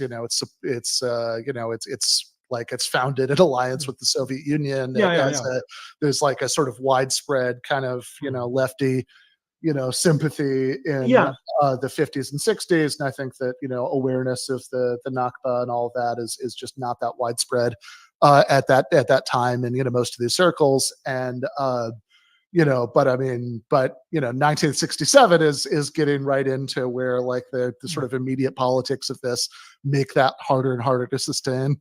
Yeah, no, absolutely. And I forget if it was like immediately before, immediately after, but Anne Peretz and Marty Peretz were like literally married like right around the time of the 6-Day War. So I mean, that is like kind of like a foundational moment, and it is. So I mean, I there was a sense, that, and I have to say, like in some ways, maybe it's almost being precocious or like thinking ahead, because the actual New Left, if you look at it, like a lot of the people in the New Left were not that anti-Israel. In fact, were very, even themselves, very pro-Zionist. There was a few who were. I was more like the older left of people like Chomsky and I.F. Stone.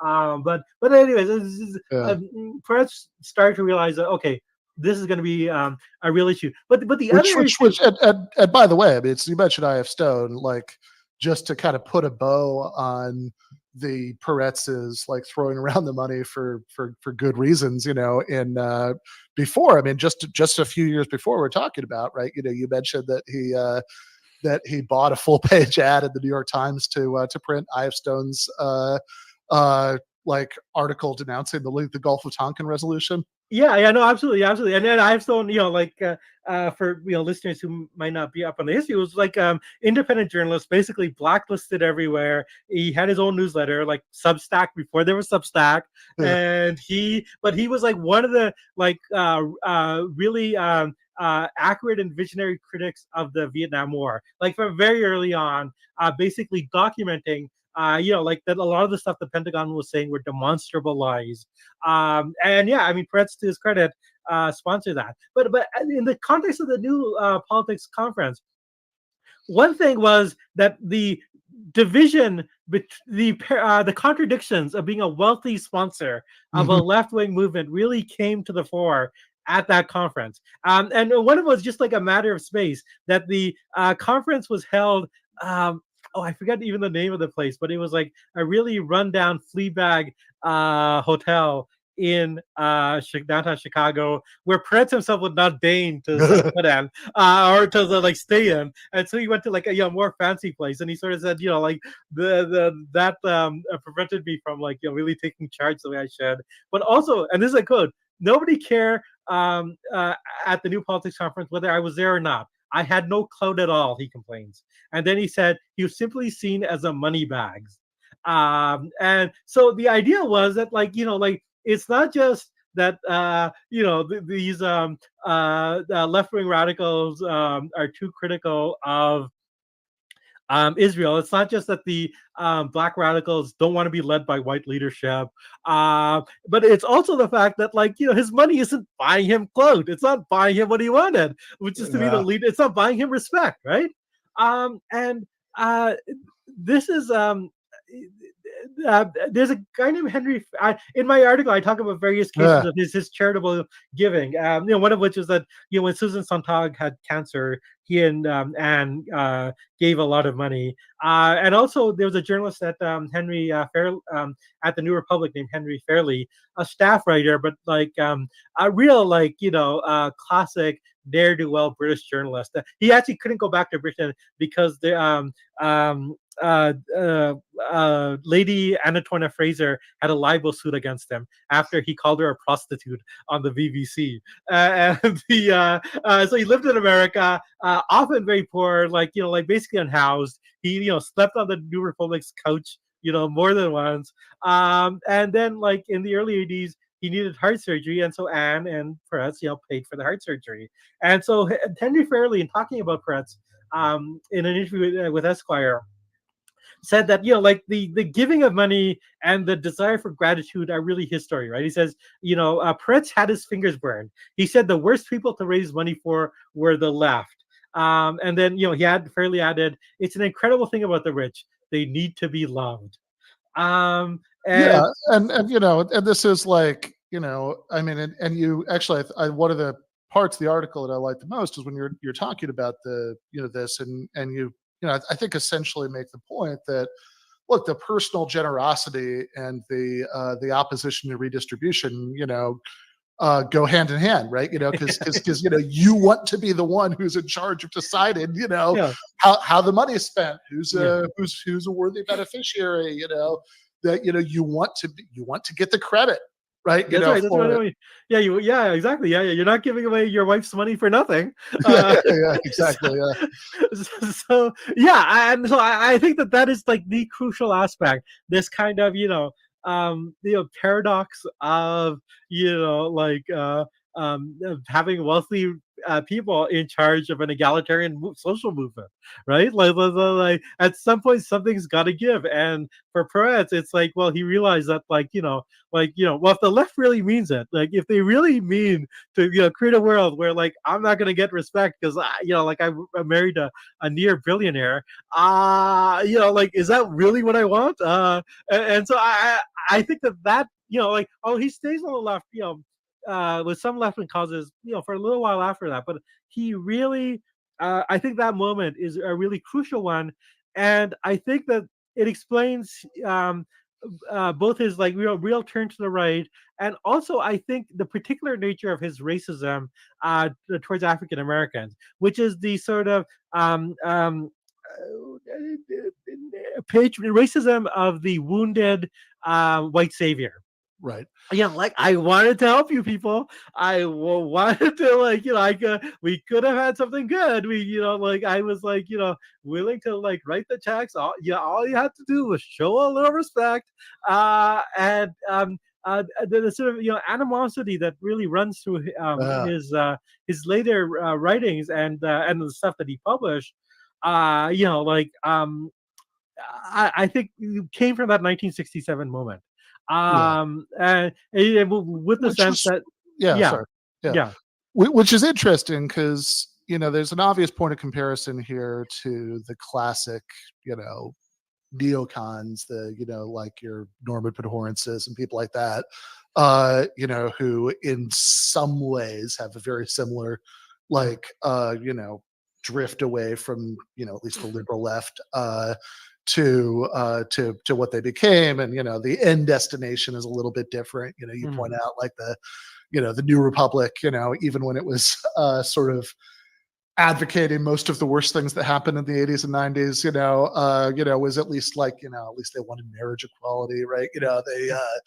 So it's not straight down the line conservatism. But one thing that does strike me is that I think a lot of the classic neocons, I get the sense that the sort of first breaking point with the left oftentimes did have to do with race and crime and issues like that.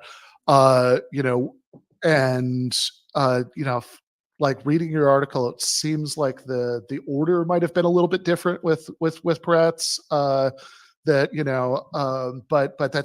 was certainly always in the mix.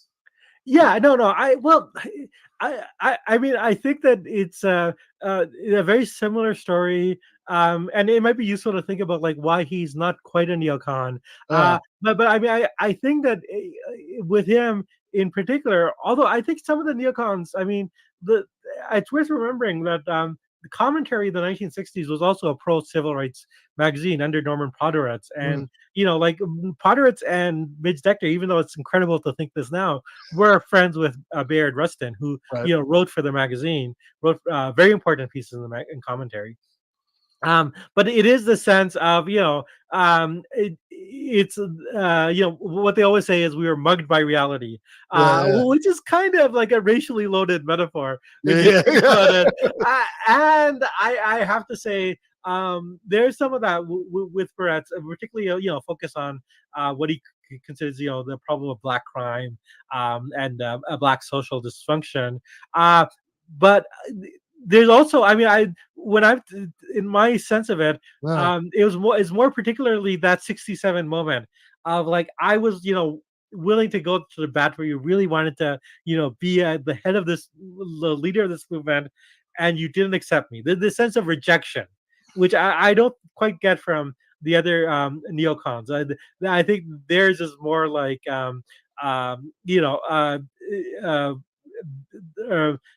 really a sense of there's limited pie in America. You have to divide up the pie, and if we start giving more to blacks, we give affirmative action. There's going to be less for us. Well, which Peretz also, eventually has. He becomes very I mean, there is. But Horitz is very mad that everybody disliked making it. But yeah, that's no, dislike making. And in fact, I mean, with Peretz, I mean, if you think about it, classically, he comes from he really comes from a working class background, right? Like sort of Brownsville, and his whole thing is that classic essay, "My Negro Problem in Art." Right. Which he basically says, like, quite incredibly, like, he went to school with like black kids, and like they were the ones who were top. They ran the school. They could bully like dirty kids like me. So like, why are we thinking that they're like the underdogs? I'm the underdog. And I don't quite get. I mean, it is more like with Peretz, it is a more sense of wounded noblesse oblige. But I mean, yeah, I mean, the bringing the neocons is very important though, because there is that larger trajectory of American life of people who are coming out of sort of Cold War liberalism, and like he always had very strong anti-communist principles, but also Cold War liberalism. I think it's too easy for the left to dismiss this now. Did have like a component of like social welfare. It was Lyndon Johnson politics. More guns, more bread. More butter. And civil rights. And like once the contradictions of the New Deal order came under crisis, and once you had the sort of 1970s economic downturn, where you no longer had that spectacular economic growth, then it became an issue of how many slices of the pie are there going to be, who's going to get it, and then a lot of these Cold War liberals, like Podhoretz, they turned to the right, said I got mine. Like if we keep redistributing, that means that those of us who came from white working class backgrounds are going to get less. We can't have that. So whereas so Peretz had and they all turned to the right on both militarism, cutting back the welfare state. That is also Peretz's trajectory, but coming from a place, first of all, of great wealth, and also, and this is the other biographical detail that we did mention, also raises all sorts of questions about the two marriages to very wealthy heiresses, which is in this book, written when he's like in his early 80s. Maybe the most memorable line in the review is they say, married one wealthy heiress is a great stroke of luck. Married two raises questions. Raises questions, especially since if you are, as Marty Peretz, it says in this book, he says, like, I'm gay. He identifies for the first time. There had been long-standing rumors to this effect, going back decades, but for the first time, he publicly says he's gay. He doesn't say, I'm bisexual, right? Like I'm a gay man, like well, he doesn't name any male lovers, but he's still discreet about that. So, like, he's a closeted gay man, twice married to very wealthy women. I mean, I don't want to be like purist or anything like that, but this does kind of like raise. There is a pretty obvious interpretation of what's going on here. Although I mean, it could have also been. That's also what maybe Anne wanted. I mean, there are ways in which that's sort of it's a pre-Stonewall pattern, which one sees it, like sort of like Leonard Bernstein's marriage, or the marriage of the novelist Samuel Delany with Marilyn Hacker, where Delany was initially identified as bisexual, but eventually as gay, and Marilyn Hacker eventually identified as being a lesbian. But I mean, so these kind of like marriages kind of convenient within the framework where like anything like gay marriage was out of the question, right? Okay, so I mean, a young Marty Peretz might marry like a wealthy heir rather than an heir. Yeah. That's right. Which to be fair, is progress. He actually did advocate for, which takes us to the other sort of point of difference with the neocons, that even though the overall trajectory in both cases is from more guns, more butter to more guns and less butter. But and they certainly all stood shoulder to shoulder, supporting everything from Israel's invasion of Lebanon to the Contra death squads in Nicaragua to eventually the Iraq War. But the neocons, some of them have shifted back more recently because of the politics of Trump. But like the neocons, over the course of this time period, shifted to the Republican Party, whereas you said earlier in our discussion the sort of overall project of Peretz as he does this turn, and of the New Republic when he buys it in 1974 onwards, is to shift the Democratic Party to the right. I mean, which is arguably I think more important. I think the neocons gave a certain intellectual sheen to Reaganism, but you don't need to teach Reagan to build more weapons. Welfare state. He already believed that, right? That's even more important. The neoliberals were more important than the neocons. The neoliberals were the one that changed the Democratic Party and therefore changed the rules of what's possible. But it is true that I mean, he did the New Republic, always pro-choice. Right. But I would never describe it as a strongly feminist magazine. In fact, it's kind of notorious for not having a lot of female editors, and for its book review section. I believe it's Emily's List, or there's a service that monitors, who reviews the gender quotient of various publications, and their book review section was notoriously 90% men of reviewers and reviewed. And then Leon and the longtime editor, book review section, Leon Wieseltier, was accused of sexual harassment by multiple women. And in fact, this is kind of in the autobiography. Anne Peretz apparently had told Marty Peretz, you got to rein Leon in. He's kind of running wild, and Marty Peretz's attitude is, boys will be boys. You have to kind of Leon's a genius. Genius has its privileges. Yeah, right. No. So, but then the other feminist aspect, but it's feminist of a liberal feminism of the Democratic Party, pro-choice. Although I think they also they would publish these contrarian articles about do we really need Roe v. Wade? And maybe it was badly decided, but we leave those aside. And also the gay politics. Now he says that they hired Andrew Sullivan, who was the first. He says the first openly gay editor of an important magazine, and I guess a lot of that hinges on what you define as important. But I think that passage actually is inaccurate, and actually shows how cut off he was from actual gay culture. Because certainly, at the Nation where I work, Andrew Kopkind was an editor before Andrew Sullivan, and Kopkind was very openly gay. Vanity Fair and Art Forum and the Village Voice all had openly gay editors. So I kind of think, but I mean, he thinks of Andrew Sullivan as I think that maybe Sullivan leaves a more of an impression.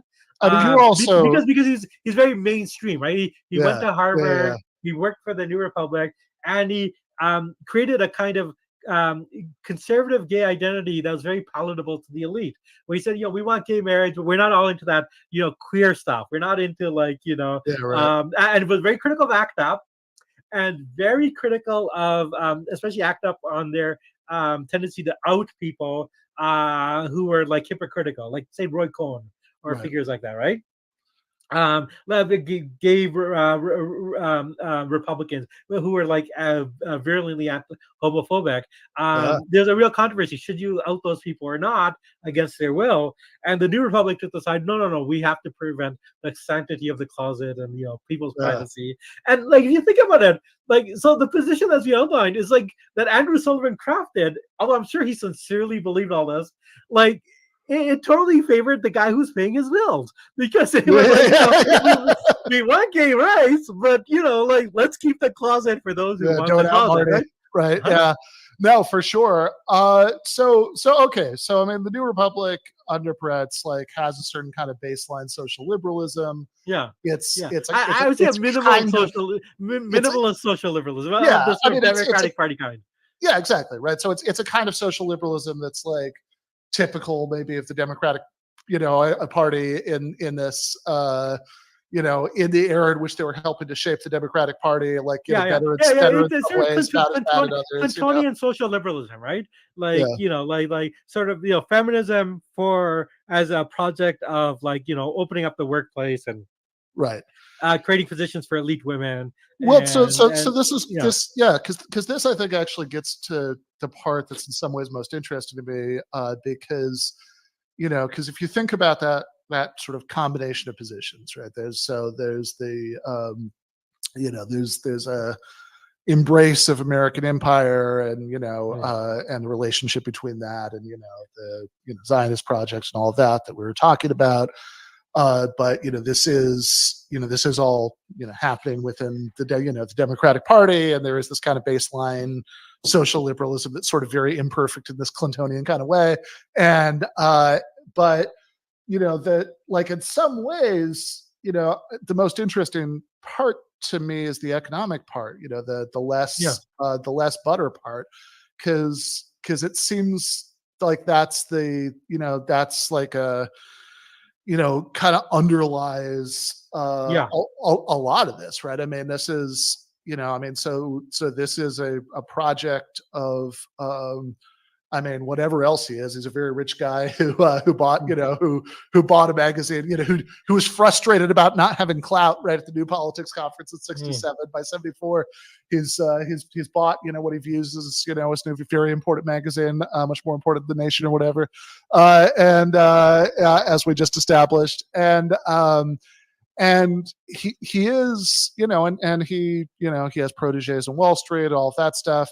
And it seems like a lot of what the New Republic is up to on these issues, both influences, Clintonism, which is, as you say, I mean, in some ways is a way more important development than, like any role the neocons were really having, inside the Republican Party. And that sort of same spirit is that famous quote, or, supposed quote from Margaret Thatcher, where she's asked what her most important legacy is, and she says New Labor. Absolutely. Yeah. And in fact, in the name of Margaret Thatcher, reminds me of something very important, which is, so I mean, a lot of the New Republic journalists want to become celebrities. One of which is Michael Kinsley, who's on Crossfire against Pat Buchanan, and so Pat Buchanan from the right, and Buchanan is like Franco-loving fascist, right? Yeah. Michael Kinsley, he has said, his in the 80s, he said his favorite politician was Margaret Thatcher, and he was critical of Reagan for not having the real intellectual honesty of a Thatcher, who would raise taxes and actually cut the debt, and he was much more austerity minded than Reagan was. So I mean, you're creating a political spectrum where on the one hand you have pretty avowed fascist, celebrating Father Coughlin and Joseph McCarthy and Franco.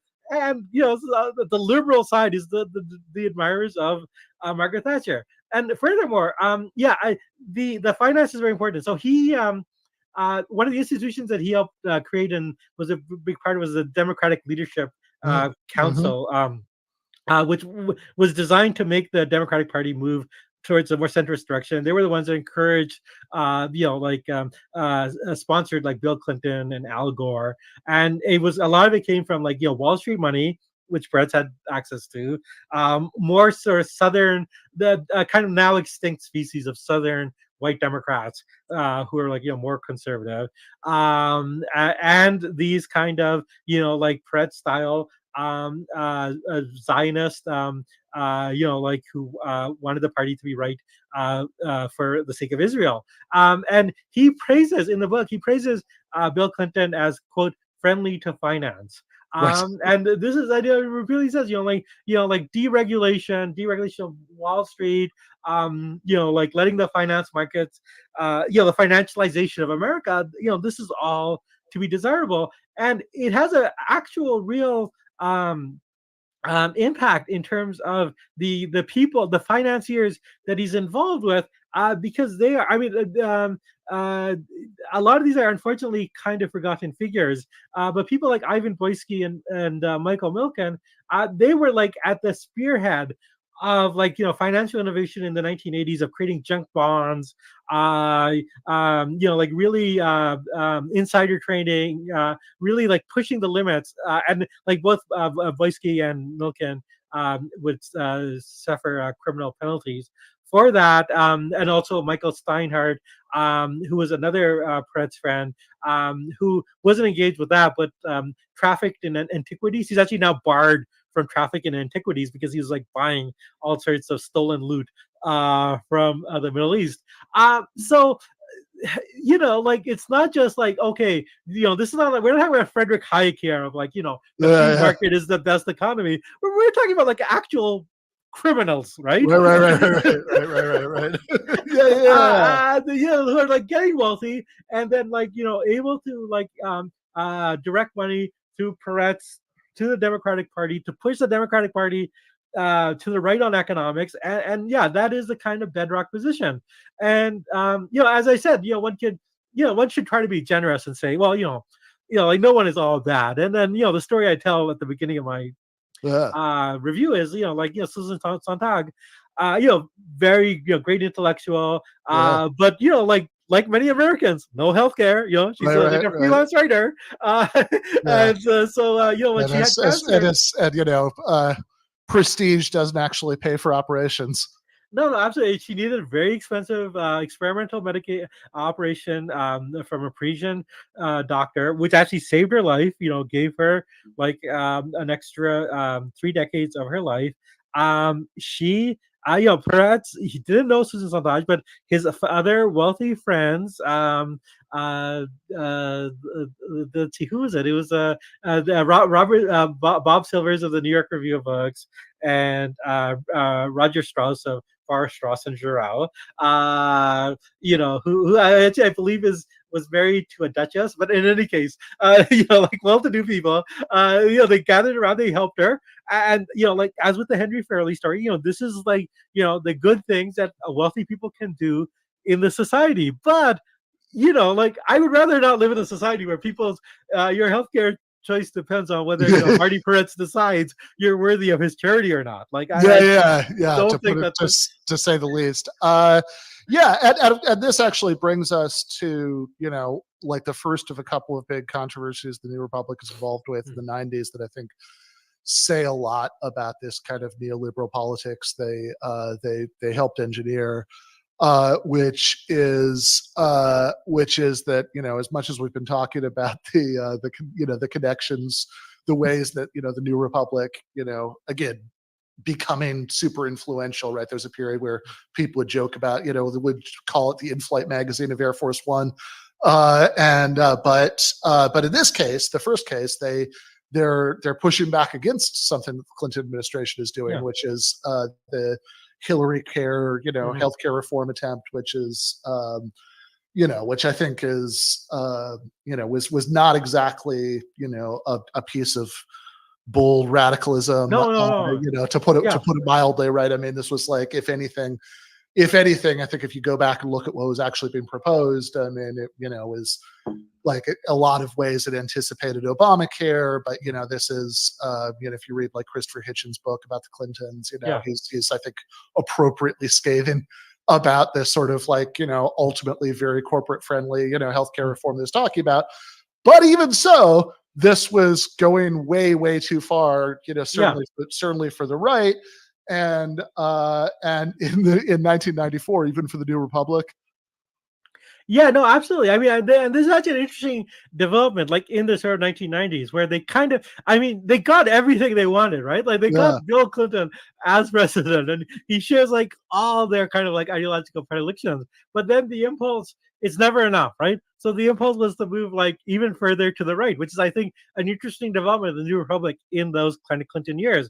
Because like Andrew Sullivan, like leaving aside the issue of marriage equality, was a pretty standard, like Tory. Again, a huge fan of Margaret Thatcher, and so that incident really shows how the New Republic kind of functioned to legitimize and amplify right-wing voices. Because like Peretz brought in this woman, Betsy McCowie. Who was at the Manhattan Institute, like a right-wing neocon think tank, and she wrote this like huge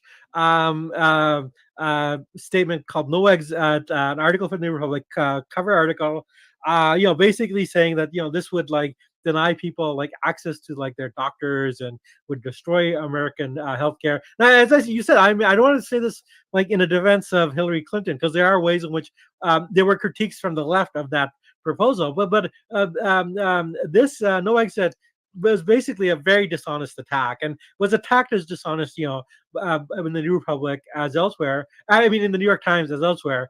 And there's a couple of interesting developments. One of which is that I mean, Peretz is in defending himself. He would say, "Well, I'm trying to stir up debate and have an argument."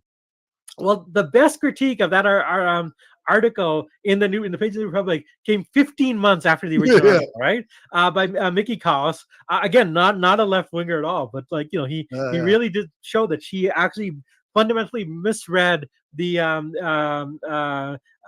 Hillary Clinton healthcare proposal, and was saying that it had strictures that it did not have.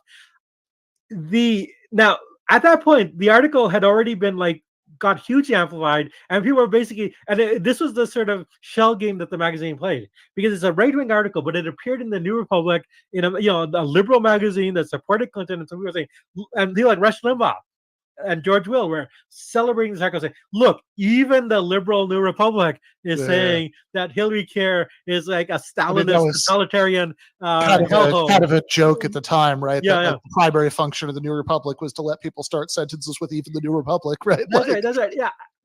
Now, so the magazine, the article. And this is something that's not in my review, but I'll mention this because I think your listeners will be interested. The article won like a National Magazine Award. And it credited it with like stopping Hillary Care and having a big policy impact. And then the Mickey Koss article came out later, which basically argued that this article was like based on falsehood. It was wrong, and it's in the same magazine.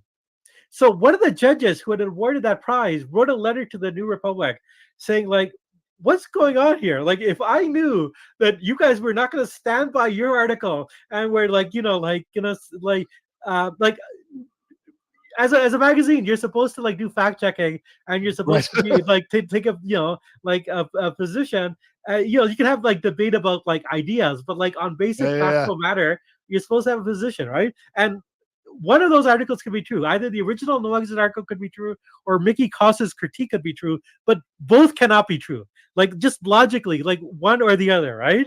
And so this judge for the National Magazine Award said like I would not have given that award if I knew this. It's very intellectually dishonest, makes me think much less of the magazine. Now, the New Republic did not run that letter. Oh, wow.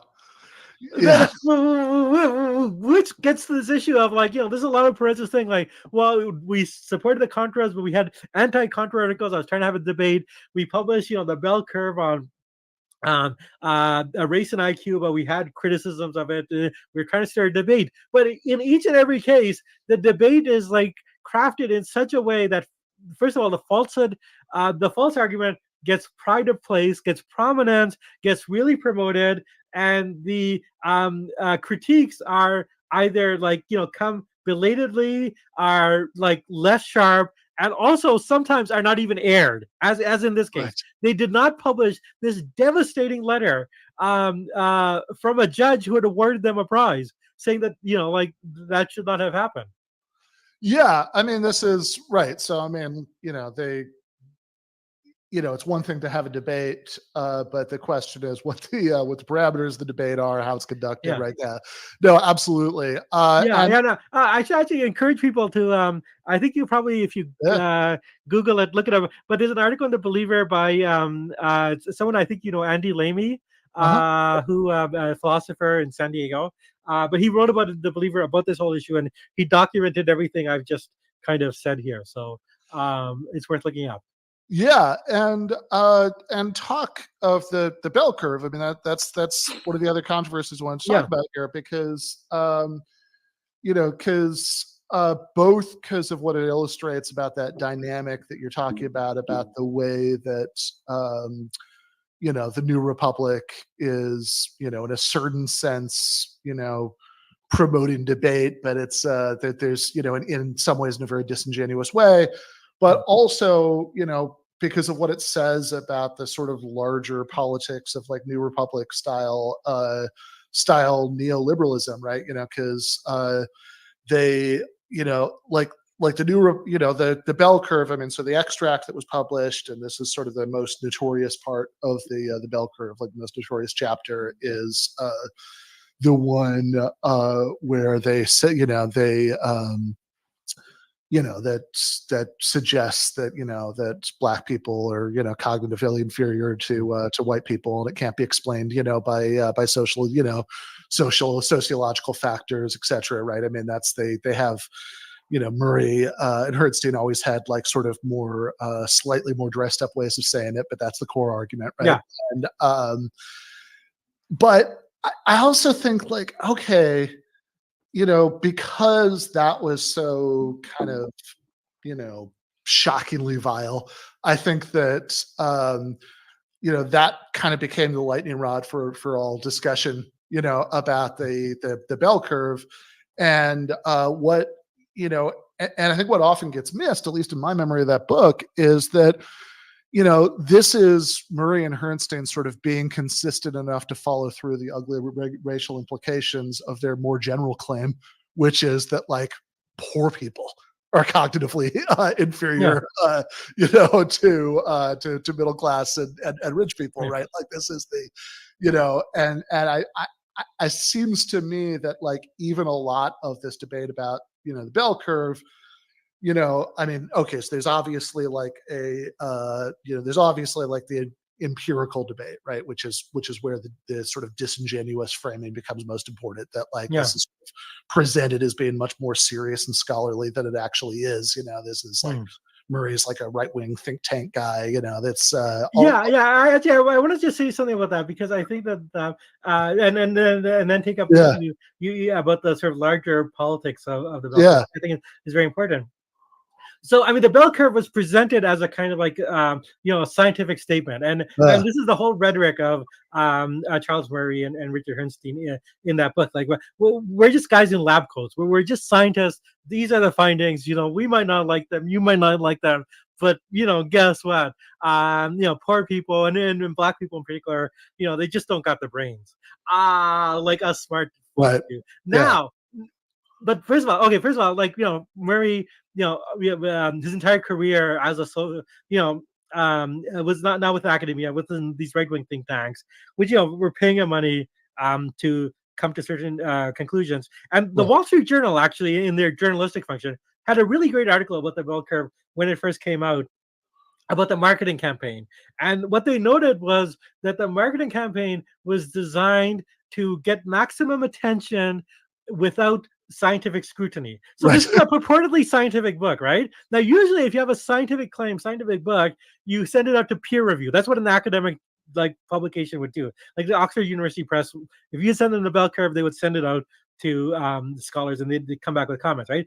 It's done through a trade publisher, not sent to for peer review, and in fact kept from any scientific journal until after publication, until after, and with a lot of money spent on getting promotion. And so, like, before the book came out, there's a huge profile of Murray in the New York Times Magazine. Like, that's something you only get from like a marketing budget of several $100,000. Right.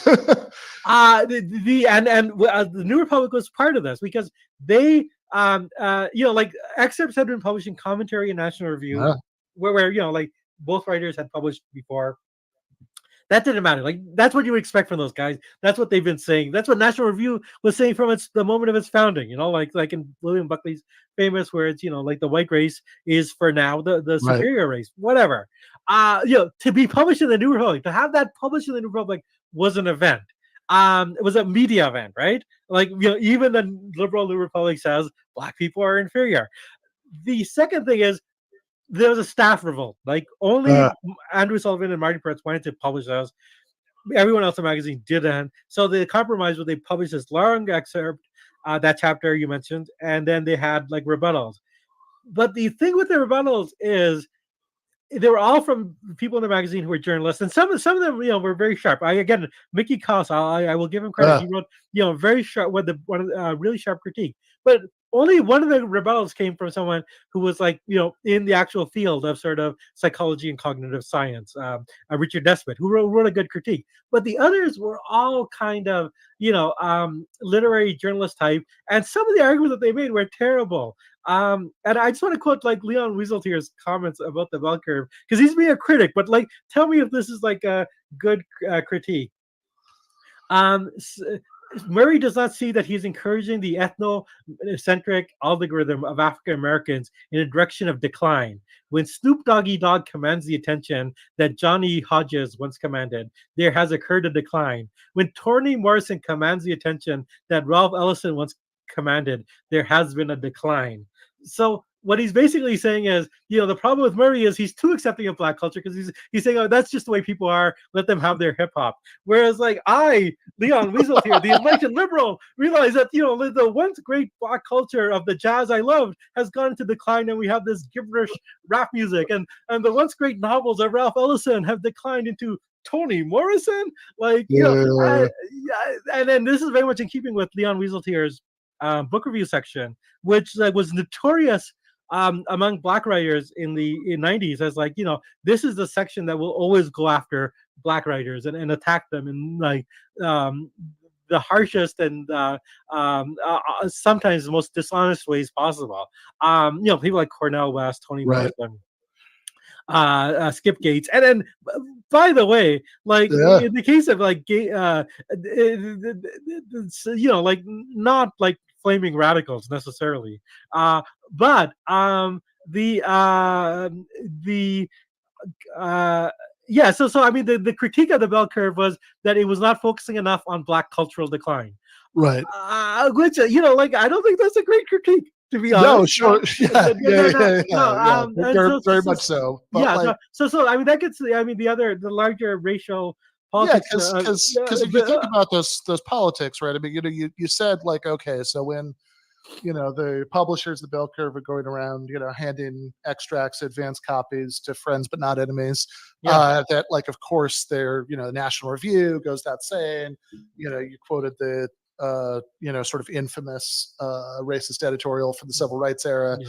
But even there, right? I mean, I think it is interesting thinking about how the two issues intersect there, because like, think about like William F. Buckley at his most openly racist in the civil rights era, right? Like he did a debate at either Oxford or Cambridge with James Baldwin. And there's a point in that debate where he sort of says, yes, okay, maybe things are hard for Black people because of racism, fine, but what are we supposed to do? And one of the students heckles him and yells out, you could let them vote in Mississippi. And his sort of winning, witty response is to draw, well, if it were up to me, most of the white people in Mississippi wouldn't be able to vote either, Yeah. which got a laugh in the room. But it's like, yeah, this is like, that's his defense, right? He sort of hates all the pearls equally, right? Yeah, like, yeah. And then you think about the debate, like the politics, the debate about the bell curve at the New Republic. This is the sort of, the racial aspect of it is a bridge too far for many people there, right? This is there's that staff revolt you're talking about, but because they still hold on to a kind of liberalism where you say, okay, at least the sort of distribution of poverty in America, that there's some injustice here because it reflects this history of racial oppression. So you do at least maybe need to correct that. You don't want to just attribute that part to genetics. But the sort of larger claim that the poors are inferior, and that's why they're poor, right? Like it seems much less controversial. And even the so you mentioned like the good guy at the New Republic in both of the stories that we just went over, right? The Hillary Care story and the bell curve story is Mickey Kaus. But even though Mickey Kaus is on the right side of these two issues, right, and so is sort of an important representative of like where the parameters of debate at the New Republic are set. This is actually a guy who is a sort of big intellectual exponent of liberals giving up on caring about economic equality. Yeah, no, absolutely. Yeah, no. His book, and I actually do think, I mean, again, to give him credit, I actually think this is a lot of the Republic guys were just journalists. He wrote, like, I think the most sort of theoretically advanced statement of their politics, and really tried to like give it a kind of a basis in intellectual debate. Is a book called the End of Equality, basically saying, we used to have money liberalism, the liberalism of FDR and Lyndon Johnson, where you tried to give people more money, but that's not working. And he basically it's an argument from futility. Right. Basically saying, like globalization, economics being what they are, unions aren't going to come back. Welfare money doesn't actually hurts the poor. We can't have money inequality. But to replace that, he wants to have something called, civic equality. Which is to have let's have a little bit of like respect for each other. Let's have, maybe like a national program where like everyone has to like plant trees or whatever, create civic spaces where we can have some. I mean, I can't hear the stuff about respect without thinking of the, was it, Don Draper fighting with Peggy, and says, "So you never say thank you," and he says that's what the money is for, right? It's like I think respect is much more convincing when it's attached to like actually a bigger share of society's resources. So absolutely, and so I mean it is, and it's very congruent with all the stuff we were saying about deregulating Wall Street, letting the financialization of the economy, basically. Let's give up on redistribution. Let's, but we can do other things, to make it a better society. So it's not quite conservatism, right? Like there's still some idea, we got to do something to hold this thing together. It's not like Darwinian dog eat dog, but the material basis is the same as conservatism, and in some ways, I mean, one thinks about the larger argument, where as I said, why the neoliberals are more important, and I would say more dangerous than the neocons. You've always had going since the days of Alexander Hamilton, you've always had American plutocrats that want the rich to get richer and the poor to be marginalized, which is actually what Hamilton believed. Don't ignore the musical, please. But at various points, you've had social movements, ranging from the populist to the sky-o left, to the new left, that have pushed for against that, for an alternative politics, and the neoliberalism is to convince the Democrats, that whole tradition of the populists, the tradition of the New Deal, the tradition of the Great Society, that was in the past. They had coal mines back then. We don't need that anymore. And so I mean, and to the extent that has had an effect, there's been some reversal of that.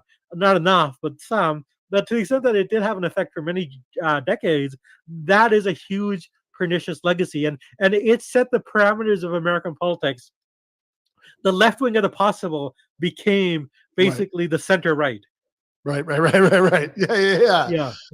Yeah. No, exactly. I mean, this is. You think about. There's, like you said, a sort of complicated incremental inching away from that, in the Biden era, but certainly as late as like the Obama presidency, right? There's like a moment that's burned into my mind from one of Obama's State of the Union addresses, where he says that the greatest anti-poverty program is a world-class education, which is just a perfect statement of this kind of progressive neoliberalism, right? That it's like, so never mind anti-poverty programs in the sense of like actually like lifting the floor for everybody, right? Like the only kind of anti-poverty we're interested in is greasing the wheels of upward mobility, right? That's right. I mean, to explain the sort of like the actual psychological appeal, because the people who hold this politics don't think of themselves as bad people, right? And they are the A+ students that have succeeded. They're the students that get into Harvard, study with Marty Peretz, and through his social network, get jobs, working for Democratic administrations or get good jobs in journalism. And so for them, like the system is great, right? And I think that the turn away from that is due to simple material causes, which is like you get a world-class education and you're stuck with these student debts. And in the context of an economy where there are like no jobs and you're basically going to have a lower standard of living than your parents, well, like it's hard to believe that anymore. And so I think it's not a lot of people would still defend that politics, like on the liberal side of things. Even Marty Peretz. I mean, this is, I think, why I find him an interesting figure, because that period where he was on the left, where he was like, diligently reading Herbert Marcuse. Yeah. Like that was a real thing. And like in 2016. I mean, it's partially because he hates Hillary Clinton because she snubbed him. But in 2016, he did support Bernie Sanders over Hillary Clinton, which I thought was an interesting thing. And I think that that's why I think this book is actually kind of interesting. It is the book of a sort of like a haunted man who realizes that he's done a lot of damage. It's like, basically possibly the only person in Henry Kissinger's friend group to support Bernie over Hillary. That's right. Yeah. I don't know if he would still support Bernie over Hillary. Has like reverted in a lot of ways, but I do think that there's a sense in which he has some awareness, more so than anyone else of that cohort, that things have gone wrong, and it's partially because things kind of ended up going wrong with him. Things went wrong. Yeah. Okay. So like he has and in fact, in that passage you quoted earlier, right? I mean, like he sort of mixes and matches the two, right? He's still like I think my marriage is over is somewhere on his list of like woes, along with the war in Iraq was a disaster, and the financial system my friends helped build, crashed, and all these young people at Harvard think I'm a racist. Yeah, all these young people at Harvard, this institution that means so much to me, just or saying I'm a racist fool. No, this is actually, this is a good place to kind of like ending up at, because I'll tell listeners, and I actually will say, like, even though we made Marty Peretz sound like a horrible guy, I love the book. It's very entertaining. Not more entertaining, I think it actually illuminates the sort of social network that has done so much damage to America and the world. I've no better, like, sort of non-theoretical book that condemns neoliberalism as thoroughly as this book does. Inadvertently, perhaps. You kind of say, right? It's like, look, he's getting factual issues, very wrong in many cases. But like, if you read it as essentially an unreliable narrator novel about neoliberalism, it's like brilliant and amazing. It's the Lolita of neoliberalism. And it is that what makes it partially entertaining is that it's a rare case, of actual, like, at least mortification or self-punishment or awareness of someone in the elite that things have gone wrong. And it is, like the basic story is, like, first of all, because he has all these high roller friends in Wall Street, who are into junk bonds and stuff like that.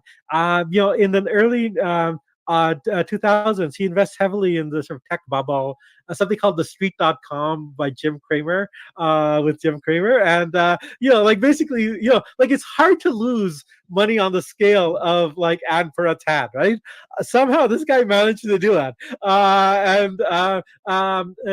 Also, and this is like, I wish there had been more about Ann Peretz because I'm very curious about it, because it turns out that she says, well, she was against the war, but she was like an old peacenik from way back, and, and like, wait, what? So this woman who's money you've been spending on this like right wing magazine that's been hugely militarist, that's been like all about American cultural hegemony and it supports every war, is a peacenik. And so they they divorce, and he's which by the way, let's just pause for half a second to appreciate the fact that his argument there is essentially, well, she she was against the war in Iraq all along, but you can't take that seriously because like she was also against the war in Vietnam and Reagan's wars in Central America, right? That's right. Yeah. No. And I mean, the other aspect of the marriage is he mentions, but he hated his father-in-law because his father-in-law, I believe Henry Davreau, was like he was like an American diplomat heavily involved with the United Nations with UNRWA. He was like oversaw like the long-standing refugee program for Palestinians, and he and his father-in-law would always argue about this because like his position is the Palestinians had to learn that they're a crushed nation, and the father-in-law would say, well, like I'm actually working with these refugees, and it's not quite like that. I just cannot imagine like what it would have been like to have been in that marriage where like your husband is spending money on wars you don't support, arguing with your father because he's doing refugee work on behalf of Palestinians, and then he loses all your money, or not all your money, but like a big chunk of your money, and so he can't support the New Republic anymore, and he tries to bring in these outside interests to like take it from him. Eventually it ends up in the hands of Chris Hughes of Facebook fortune, who takes it in a very different direction, but that's a different story. But basically he has some sort of comeuppance of some realization something has gone wrong, and that's a little bit gratifying, I have to say. But the other, and maybe the more darker flip side of this, though, is like all during this period where like he's running this magazine, running it from the right, doing all sorts of very bad, sloppy things. And in addition to like, what stuff we mentioned, he sponsored Stephen Glass, this like notorious fabulist who made up stories with a racial angle. Like Peretz would at meetings would say like, have you ever noticed that all the taxi cab drivers in Washington are like African from Africa? Why aren't Black Americans willing to do these jobs? And then Stephen Glass wrote this story where it's like he's in a cab with an African cab driver, and a Black comes in, shares it, which I don't think ever happens, but robs the taxi cab driver, and the taxi cab driver goes on this long tirade about how Blacks from America don't have a good work ethic. He's saying everything that Marty Peretz believes, right? All these which is also amazing, because assuming that Peretz, didn't understand that this was made up, right? That like assuming that he was buying it all. Right. That means that he doesn't have a moment to pause and be like, wow, that's so weird that this thing illustrated the exact, thing I was just complaining about, actually happened to him. Okay, cool coincidence. Let's publish it. Yeah, there's a cover story. But during all this period, all these like very eminent liberal journalists, who had gone to the masthead of big publications like the New Yorker and the New York Times Magazine, they all stood by Peretz, would defend him. As an example, like in 1992, Eric Alterman asked Michael Kinsley, about Peretz, is there anything he didn't like about Peretz? And Kinsley said, I have a problem with some of the needlessly vicious things about Arabs that we publish. So some of the needlessly vicious, like as opposed to appropriately vicious things. Like what a hero. But the moment Peretz, no longer had his wife's checking account, the moment he was divorced, suddenly like all these liberals are like, oh, Marty Peretz, he's not really a liberal. We never liked this guy. Pushing himself around. I think that reflects much more shamefully. I was just looking at the box of old New Republics, in my garage, and can you believe Marty Peretz says some really racist things? It's fucked up. Yeah. Yeah.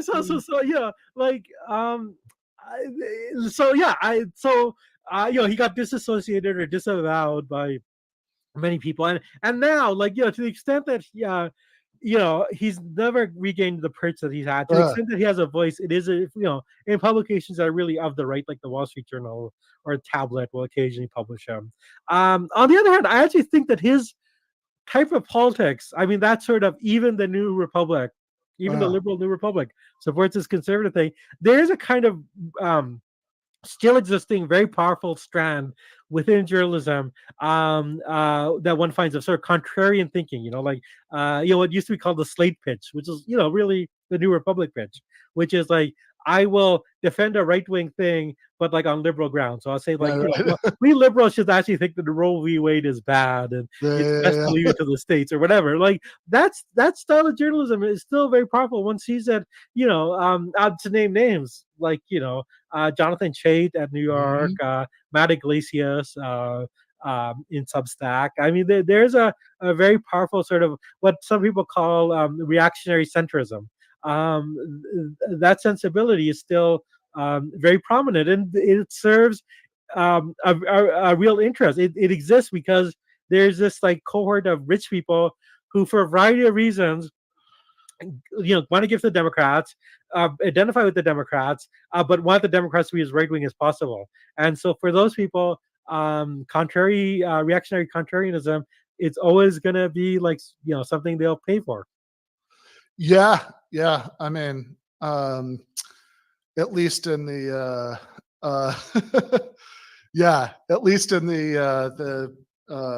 Matt Iglesias case, I sort of enjoy reading his version of it because he keeps using me as an example of like people with like ludicrous left-wing views that are too influential, and I like that view of the world. I think more people are reading things that I write in the Matt Iglesias version of reality than the real one. He wrote something in December where it said, if you want to participate in contemporary pro-Palestinian politics, you're supposed to agree with Yusuf Muniyar that the two-state solution is dead, and agree with Ben Burgis that from the river to the sea is nothing more than blah blah blah. So it's like, yeah, all right, I like it. And Matt Iglesias' worldview, people have to agree with stuff I've written as as price of admission. I don't think that's true, but it's fun, right? It's it's nice to have people who like vastly overestimate our influence on the world. But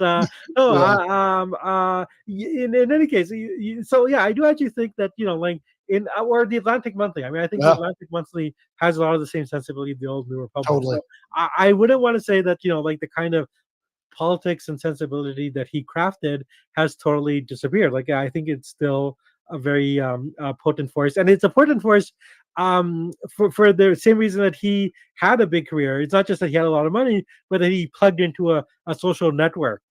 Yeah, I mean, of rich people that want to influence the Democratic Party. And in some ways, I mean, one thinks about it, like sociology. I mean, Democrats are a broad coalition. It does include always rich people, but it's also the case in some ways. I feel like you could almost compare it to something like Operation Gladio. Yeah. The idea is once you had the division of the 60s, you had some Cold War liberals that moved to the Republican Party. Well, you had a few people that were left behind in order to wreak havoc on the side of the Democrats as a way of further strengthening the right. I think that's a kind of maybe a cynical way, but that's one way of looking at this. Yeah, I mean, I think maybe the way to think about what you were saying just now is that the new like the 90s New Republic, right, is like that's the sensibility they helped craft is still very much with us, but maybe it's been successful enough that like that early iteration of it like feels kind of antiquated and embarrassing in some ways, looking back to it, back on it, right? I mean, you mentioned that, they endorsed Joe Lieberman's campaign for president in Yeah, 2014. yeah. So probably, the majority of people who voted for him had jobs at the New Republic, given the, given the performance of that campaign, but that's how trailblazers work a lot of times, right? That like their version of it, becomes like kind of passe, but like it's molded and becomes something that's much more successful. Yeah, and so it's like kind of like the Lou Reed of neoliberalism. Yeah. Right. The raw early version that later became watered down in many forms. Yeah, no, there's something to that. Yeah. Although I also think, I mean, in some ways we shouldn't. I mean, you mentioned Joe Biden's move to the left, or attempts to placate the left are minimal, but there actually, I think, has been a real change in the Democratic Party. I think the sort of raw form of new republic style thinking is no longer, like, I don't think you can get away with that in quite the same degree. I think that the left is strong enough to at least like act as a check on that. And I just think it's interesting. I have sort of noticed. I mean, I was expecting. I mean, I'm very gratified by all the attention my piece has been getting. I was expecting some defenses of Marty Peretz, and aside from a few cranks on Twitter, I really haven't seen that. And that's kind of interesting. I mean, again, maybe it's because he no longer has the money that he once did. But like it's the disavowed father, right? Like he is the he's the guy that created us all, but you can't quite admit him. He's kind of like the embarrassing ancestor, maybe like Jerry Lee Lewis, like hugely influential musician. But do you want to say you might not want to praise him too loudly? Yeah, well, fair enough. You do praise the book though at the end for being like very irritated and sort of a maybe more than it's intended to be insightful window into into this kind of neoliberalism. You say Susan Sontag might not have thanked Marty Peretz, but you're willing to. So I think it is actually one of the best books on neoliberalism. It actually shows how this social network came together, the kind of influence it had, and the reason why even some of its own authors might feel some remorse about the world that they have created. So I recommend it. All right, fair enough. So the article is called "Friends and Enemies: Marty Peretz, the Travails of American Liberalism," and since he is unlikely to marry another heiress at this point in his life, if you want to buy a copy of his book, it's called "The Controversialist." So thank you so much, Jeet. Thank you. It's great talking to you.